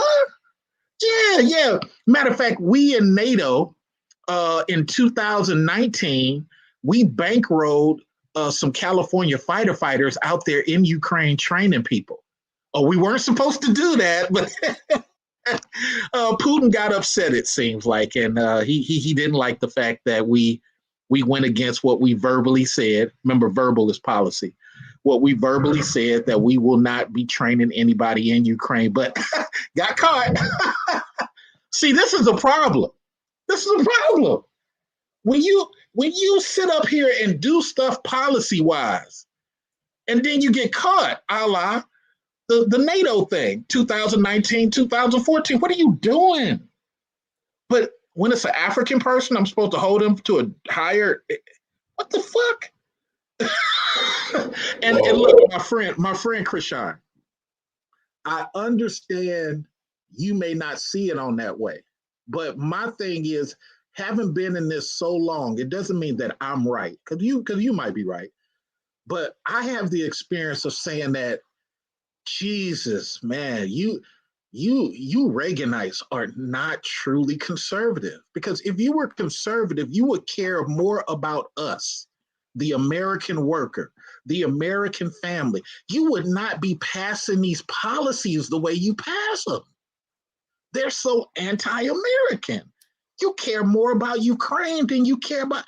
Man, look, I lived in Romania. That area is Cossack land. Go look it up. I'm Mr. Research for a reason. That is Cossack land. It never was Ukrainian. It never was. Well, this is my point: is you're kind of looping me into the Reaganite thing. I'm not a Reaganite. No, I'm not saying I'm you. just. Well, you said you Reaganites, and you kind of. Oh no, I'm talking about the people who. Are you talking about the audience? Okay, go ahead. No, I'm talking about the people in conservatism who do that type of stuff. I'm not talking about you. I wasn't including you at all. Look, I don't know what's going on in Ukraine because I don't care about the Ukraine. I care about America. Like, I love this country and I want this country to be better. And I just see it going into third world America. Oh no, it's been there, buddy. You're right. Since NAFTA, ever since NAFTA, it's been there. Yeah. We all predicted it. Most of the black conservatives, we predicted it. It's matter of fact, when 41 told everybody that Reagan was insane and it was voodoo politics, it turned out to be. We should have had everything here. We should have had everything here, and we just let the internet happen naturally. You couldn't stop us. Close these borders, close these passports. We don't need no H-1 visas. We don't need none of that. But guess what? Darn conservatives fight for the crap more than the darn Republicans. Than the liberals do. Why? Shit don't benefit us. Well, I apologize to the other people on stage. We have taken over too much of y'all time. Go ahead, Mike, and then we'll go to Chaos and Real Deal, and then we'll start doing closing remarks. So I would say the reason, none of this has to do with the Reaganomics. The reason why this country is going the way it's going is the same reason that it's always been, is because there's this tongue-in-cheek, oh, it's the land of the free, it's the land of the brave, equal opportunity, and then select people are getting that and then other people aren't. It's divisive, and it's always been that way. Since the time it's been formed, since America's been formed, it's been like that. I would go with your point, Mr. Research. If you want black people to come to the conservative side, if you want them to get away from these people who have all these wacky and crazy policies, I'm going to tell you, like I told over there at what's his face channel. I can't think of the brother's name, but I was talking to a white conservative on his channel, Chaos. I was on his channel, and I told that white conservative, I told him straight up and down, you want black people to come to the conservative side? Get rid of the damn racists on your freaking team. Get all those racists out of your freaking team, because we're not going to come over there if you got freaking the alt-right and all these people sitting up there talking anti-black whenever they feel like it, and then we're supposed to vote for you on some lesser of two evils thing. Because to me, you're both evil. That's why I call myself a conservative and not a Republican, because I don't believe in either party. To me, they're just two hands of the same organization. They all represent the United States, which has been, unfortunately, historically anti-black. So I am not going to sit here and try to, dump all the dirt on the left when I know there's a lot of dirt on the right, particularly when it comes to policy, particularly when it comes to how they really feel about black people, a lot of them. They just haven't been exactly on our team and been our friends and been welcoming to us as far as policy-wise and making us feel welcome in their quote-unquote parties. They've been very anti-black statements being made from the right, very, very just narrow-minded, like just like where did you get that from statements, stuff about black crime and stuff. Like I said, I used to be a security officer. I've seen every race shoplift. I've seen every Yeah. race. Go ahead. No, I said, yep, every race. Every one of them, especially here in Vegas. You want to see white on white crime? You want to see white people at their worst? Come to Vegas. Denver, Denver too. Colorado. Jesus Christ. The white people that commit crime there is atrocious. It's like Yeah, but it's hard to find a black person in Denver. No, it's quite a few black people in Denver, but they're in their house all the time, or because I was shocked how many black people were in Denver. My homeboy got married in Denver to a black woman in Denver, but they're kind of very they're very homebody-ish in the black people in Denver. Like there are hoods and there is violence, but it's like really minuscule because these guys are in the house. But, but who is out there saying that only black people are committing crimes? I think you guys are just putting words into people's mouth that don't really exist. Well, I hear everybody exists. Everybody says that everybody commits crimes. Even I said that. Well, when you was talking earlier, it was like, well, if you would just see how many videos out there of black men doing, I'm like, yeah, they're gonna film that because they don't film the white crime. The Okay, let me media ask you a always question. will put a lens on black people. Always. Let me ask you a question. Before you go to your question, Chaos Real Deal, do you guys have anything to say? Because you guys been patient before Krishan goes into this question. No, I gotta go down, man. I gotta listen from the clouds. It's getting very late, bro. Man, I'll come in after Krishan finishes point. Okay, Krishan. I'm trying to hear this. Actually, I like for everybody to join in on this. Do white people snitch? Depends who you're talking to. Hell yeah, they do. There you go. Thank you. Do black people for the most Italian, part? Everything. Yeah. No. And that's why white neighborhoods tend to be safer. No. Absolutely. That's why white crimes get solved because white people snitch. No, they do not snitch. That's a big part. That's a very big part of it. You go to the trailer park, they have the same hatred for police as they do for black people, dude. You are very out of touch. Very out of touch. Well, are we talking about the trailers or are we talking about these subdivisions? Because I don't live in the trailers. Trailer and we parks got aren't neighborhood safe. watch all through this motherfucker. So are you comparing the high class white communities to low class black communities? Well, no, I'm also saying there is a cultural thing because, like, for instance, there's a lot of talk about snitching in the black community, and in white neighborhoods, there's a different thing when it comes to snitching. Like, if we're talking about, yeah, absolutely. Which white neighborhood? Even lower class white neighborhoods. No, that's false. Absolutely. All right, you're going to tell me what happens at white neighborhoods. Go ahead. Yeah, because I've worked in some of them, and they have a lot of them. I've lived in some of them. Hey, shout out to Gunna and a slime mob who just snitched on yeah, man. Shout out to the snitches, and the problem is black law-abiding citizens look at them as like that they did a bad thing when they actually did a good thing. Let me tell you something. More people Let me tell you should. something. They had a shootout. I'm on that sentiment too. They had a shootout about a couple of months ago between the Hells Angels and the Outlaws gang out here in Henderson, Nevada. Gangs. They're white gangs. They're not black people. Sure. Right. Do you think anybody talked? If a law-abiding white citizen saw it, more than likely they would say something. No, the fuck they wouldn't, because they're motorcycle gangs and people are scared of them. No, can I say this? Well, yeah, we're talking gang mentality. Can I?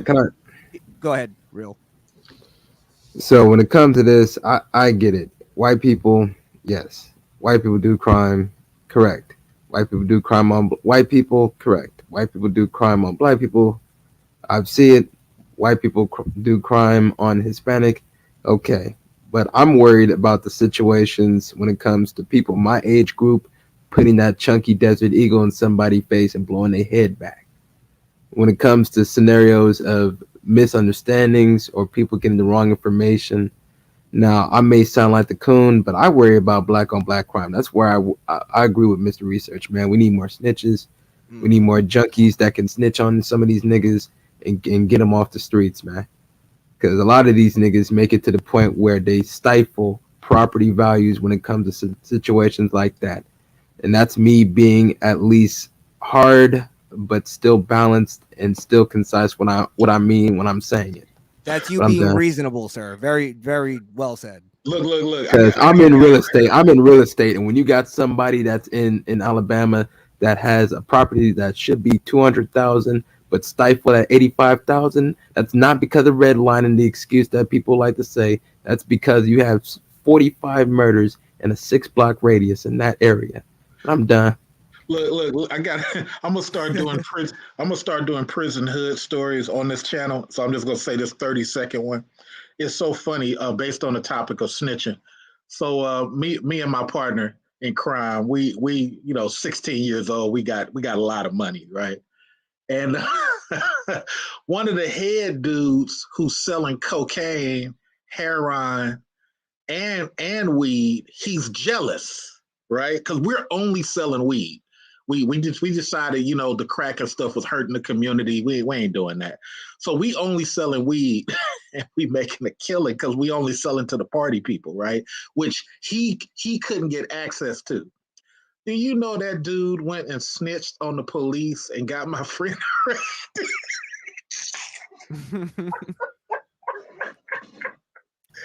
See, man, we need more snitching is snitching. real, man. Snitching is real. Go ahead, continue with the conversation. We need more snitches, bruh. So when it comes to my angle, when you got somebody that has to deal with the crime of nothing but Negroes in the area, man, where homes that should be 200,000 based off of if you're outside of that 6-block radius, and I'm working on a deal where I'm looking at it, I'm like, this is ridiculous.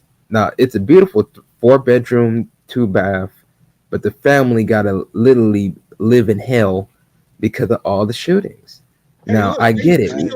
They just killed that real estate guy in Baltimore who just bought a Yes. property. Yes, man. Jamil, man. Rest in peace to Jamil, man. I was watching his channel daily. So that's why I'm kind of saying, I agree with Mike. Let that man have a revolver, something that don't jam. So when he's doing his real estate shit, he can be at least safe. At least he can be able to pull something out. And protect And himself. I would agree yes. with that. Preserve his own life. Oh, hold on! I got one more prison hood story. I was about to get into a fist fight with a young dude, probably like 3 weeks ago. So there's a store. So I got family property, right? And the family property's been in the same place for 60 years, but it's in the hood, right? It's a house, and so up the street, maybe 4 blocks, is one of the hood stores, right? Store that I done went into as a kid, all that type of stuff, right? And I go up in there. There's a young dude, has to be 30, 33, maybe 28. He's like, he's only 4 inches taller than me. He's like 6'1" or 6'2" or whatever. And he's leaning on the counter. So there's probably maybe like 5 feet of space behind him to walk past him without even touching him, right? So I sit up here and come in the store. He's talking to the Arab dude.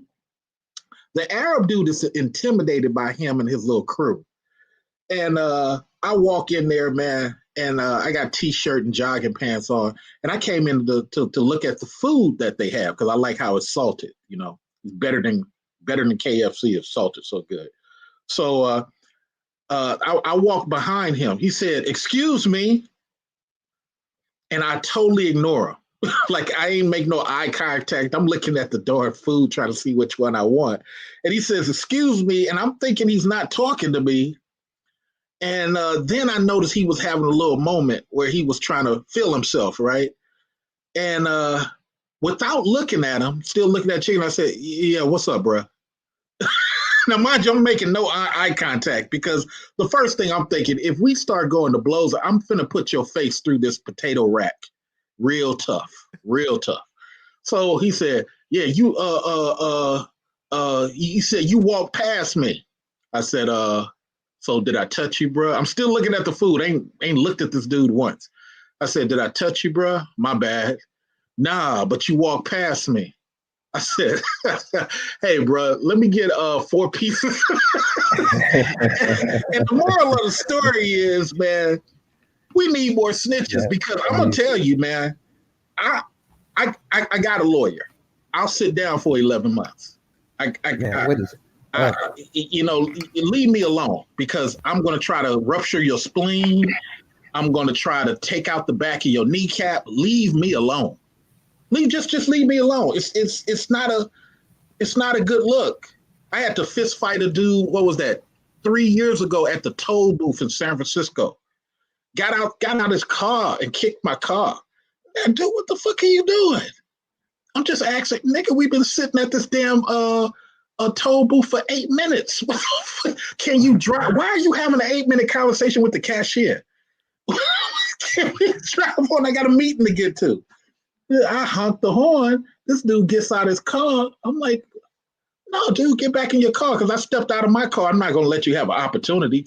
Dude, I got a tie on, white shirt, right? I'm like, dude, go get back in your car. I'm just trying to go through. This dude kicked my car and we went at it. Boy, I tell you. I'm going to have to do some hood stories on here. It's so funny.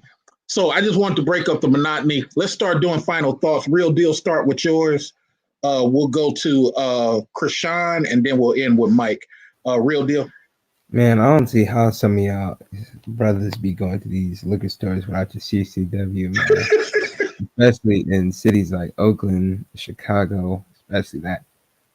Atlanta, Mechanicsville, the fucking Macon. Just pretty much all through below the Mason-Dixie, man. I don't see how certain motherfuckers can be doing it, but with me, I appreciate the panel, man. Misfits, I'm already subscribed to your channel, so I'm already aware of who you are. Mike, salute. Oh, thank you. Shout out to your research, and y'all have a blessed one, man. Yeah, you got a couple of my people went over and subscribed, man. After I highlighted you a couple of times, man. Yeah, a couple of people are secretly subscribing over there. Yeah, man. I liked damn near every single video when it comes to Misfits, man. See, I'm not a hater. Man. I'm not a hater, Krishan. Yeah, man. You know. So let's get drop a line so we know you're there, man. I appreciate that. Let's get Krishan's final thoughts, and then we'll get Mike R. Everybody, you can follow me at Misfit Nation. I guess my final thoughts. I just think my life got better once I got out of that whole hood mentality, after I got out of the victimhood mentality. I just think that's always my message, more or less. Get out of that mentality and your life will be better. Hey, if I didn't have this dark skin, I would do it. I would love your skin tone. I'd be able to blend in so easily. But again, we could continue this conversation. Wait. I could be Jewish one day, Latin another day.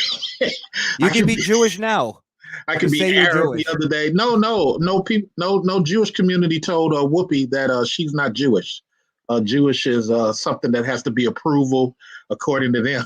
Well, according to Kanye, black people are the real Jews. So hey, at least that's what the timeline says, because Judea did not start until David, and Jews existed before David. David was born just below Moab. I am Mr. Research. So well, you do have a lot of knowledge. I never denied that. You're a very smart gentleman. I appreciate you. I appreciate your point of view. Only on Tuesdays. Only on Tuesdays. Also, I do invite you back on my show.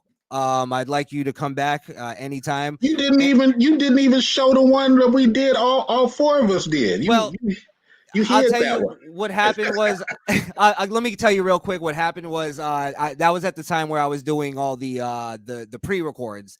Now I do live streams, so everything I do is live. So yeah, there's no anything going on there. So the reason why I didn't put yours out is because it was time sensitive and I didn't put it out in time. No worries. So, no worries. But I promise you, next time it'll be all all on the up. Also, Mike R, I want you to come on my show. I'd like you to come back and we continue this conversation if you're into that. If you're down for it. Appreciate it. Yeah. I'll throw my email in the back chat for you. Please do. Just remember, Mike, Chris has a style of cutting you off and redirecting you to different topics. I want you to be warned to that. Chris's idea of a discussion is that at any time I can insert Optimus Prime, and now we're talking about that. So that's the only thing I tell, because sometimes people get frustrated when they hear Chris Shine, and I try to say that is a style of debating. It does not make him a bad person, crazy, ignorant, none of that. Or semantics. It's not even semantics. These are styles of debating. And what you got to learn when you go to Toastmasters or when you go to any public speaking type of group, you got to be okay with all these different variants of style. Absolutely. And different personalities. Absolutely. Yeah. Stick around.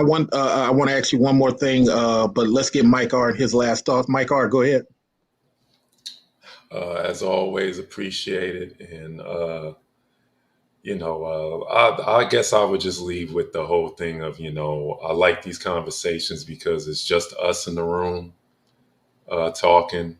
I am a strong, you already know, Mr. Research, I'm a strong advocate of when we do Black criticism, it should be Black people only in the room. That's just how I think. That's just how I am. I don't apologize to white people, make them feel comfortable. I don't have to inform them that this is not about them. Nah, we just hit them with the facts. And we got to stop trying to explain stuff to stupid Black people, Mr. Research. We don't have to explain nothing to them. Let's put the facts out there. You either get it or you don't. You either miss the bus or you don't. Stop apologizing. Stick around. You're going to love this question I'm about to ask Krishan, because it is a GOP policy question.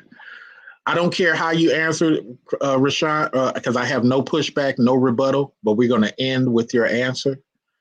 Mitch McConnell fought hard against the crack addicts, giving them any type of solution, any type of help, but he fought hard to make sure that when a meth addict is arrested, that they're treated with silk gloves.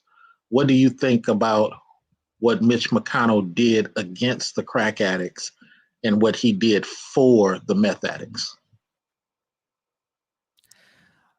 Well, what are you implying? I have to answer your question with a question about the policy. He created one policy. I'm not trying to implement, because whatever your answer is, it is. He fought hard to be empathetic to the meth heads. Meth heads can be any type of people, but they're meth heads. Doesn't matter color, doesn't matter. But he fought hard for the meth heads. He fought hard against the crack addicts. What are your thoughts? I don't know if that's true or not. I'd have to do my research, but yeah. I mean, I don't know. I respect that. Yeah, I'd like to do my research on it. I don't know much about that. I try to tell everybody, when we're Republicans or when we're conservative, make sure we read everything, you guys, because one of the things I want you guys to understand as young conservatives, this is why I tell y'all I'm an Edmund Burke conservative, or more so of a John Adams conservative. I'm not a Reaganite at all. I want you guys to start reading the policies that conservative people claim that they're for, and then 4 years later claim that they're against, because that'll give you guys a real understanding of who's conservative. Because calling people rhinos, calling people all these little names, that deflects from what the policies are.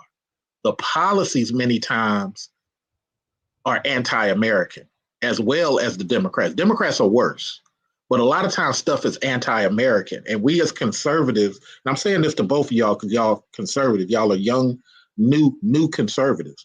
There's a lot of things that happen in conservatism that you're like, bro, That's not conservatism. Conservatism is supposed to be like the flag, the yellow flag with the snake. Don't tread on me. Keep it here. Focus on here. When we create stuff like right to work, that's not conservatism. When we let Democrat Ronald Reagan create NAFTA, that's not conservatism. When we help Clinton bring NAFTA back, that's not conservatism. Conservatism is about keep it here so that Krishan's grandchildren can benefit, Mike's grandchildren can benefit. But when we create these policies that help outside people more than it helps inside people, what are we doing? That's not conservatism. I agree. Absolutely. I end on that. Thank you, gentlemen, and look for the next thing that we talk about. I got a show coming up in the morning that will talk about why are we men of honor allowing these black dudes with no scruples to exist? Why? I don't, you look, if you out there doing dirt, and this is tomorrow's video, if you out there doing dirt, do dirt, but take the ramifications. Don't try to hide behind blackness once you get caught. Don't try to say you an upstanding dude once you get caught, because this is the age of YouTube videos and Bitcoin and investments. You still out there on the block when Walmart is selling weed? You out there nickel and diming when Walmart is selling weed. Jesse Smollett. This is crazy. So I'm down for arresting any of these knuckleheads. And you out here making bastards with our daughters? Nah, bruh. Nah. Take that to an escort. You don't have $200 for an escort? You don't have $40 for a Chinese hand job? You got to go get sex from one of our daughters and leave her with 3 bastards? Nah, bro. Nah, I'm not rocking with that. White dudes too, Asian dudes. You out here coming up here into the community, you doing what you doing, and then you dipping? Nah, bro. That's bullshit. All right, then, you guys. Thank you for coming in. We'll check out on the next one. Peace. Thanks again, sir. Good night.